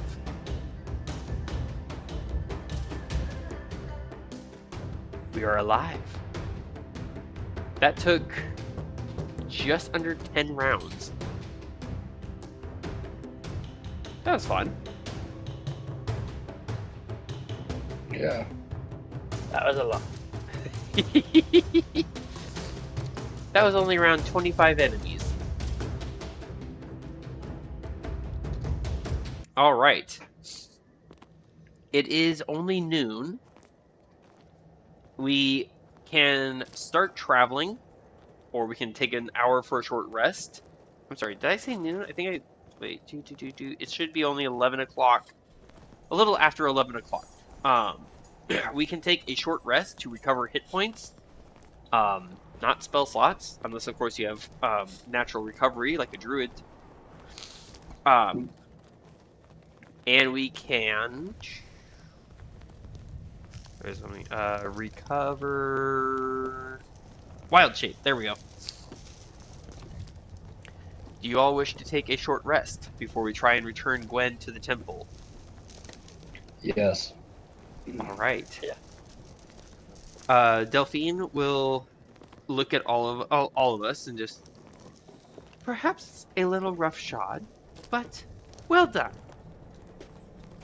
I hope to see more of you. Thank you for taking care of poor little Gwen. I understand she needs some rest. Fairly well, as she turns invisible. Dewblade sighs, puts away his short bow, looks at at all of you. That was not incompetently done. And then he turns invisible and starts flying away, apparently with Delphine. Leaving us alone on the field with only poor little blind Gwen and the sleeping Crim, who, after a moment, Tanner is going to take an action and wake him back up. Well, I am very confused. all right, that is where we're going to end. I'm sorry? Oh, nothing. Never mind. That is where we're going to end for now. When we come back, we'll take care of the short rest and start returning Gwen to the temple where her parents and younger brother are. I imagine, Roscoe, at this point you'll stop concentrating on spike growth. Yes. All right. I want to thank you both so much for playing. I hope you had fun. Bit of a challenge. That was an awesome challenge. Yay! Good job surviving the paralyzing gaze of the Yeti, by the way. And That was fun. And keep in mind that Throck now has 2 levels of exhaustion, and Ugh. after our short rest, will no longer be immune to the chilling gazes of other Yetis. I'm sure that won't come up or be relevant at all in the upcoming adventures. Mm. Again, I want to thank you both so much for playing, and for those of you watching and following along at home, thank you for joining us, and we hope to see you again next week in Land of the Predator. Thank you for setting up and running the game for us. Oh yeah, it was awesome. And all of you at home, have a good night. Good night. Thank you, fellow adventurers, for joining us once more. Please comment below to vote on what monsters you want to see Marcus, Throck, Tanner, and Roscoe take on next. You can vote for more than one kind at a time. Giant Boar, Ogre, Peryton, Pteranodon, Saber-toothed Tiger, Stirge. Shout out and thanks to Hannah for our wonderful character art. If you want to see other examples of Hannah's work, check out her Instagram at HannahWolf224. And if you want to reach out for character art of your own, her email is wildarts22@gmail.com. The music you are listening to is from Tabletop Audio, free music tracks to enhance your gaming experience. Thank you for watching, and I hope we'll see you again next week.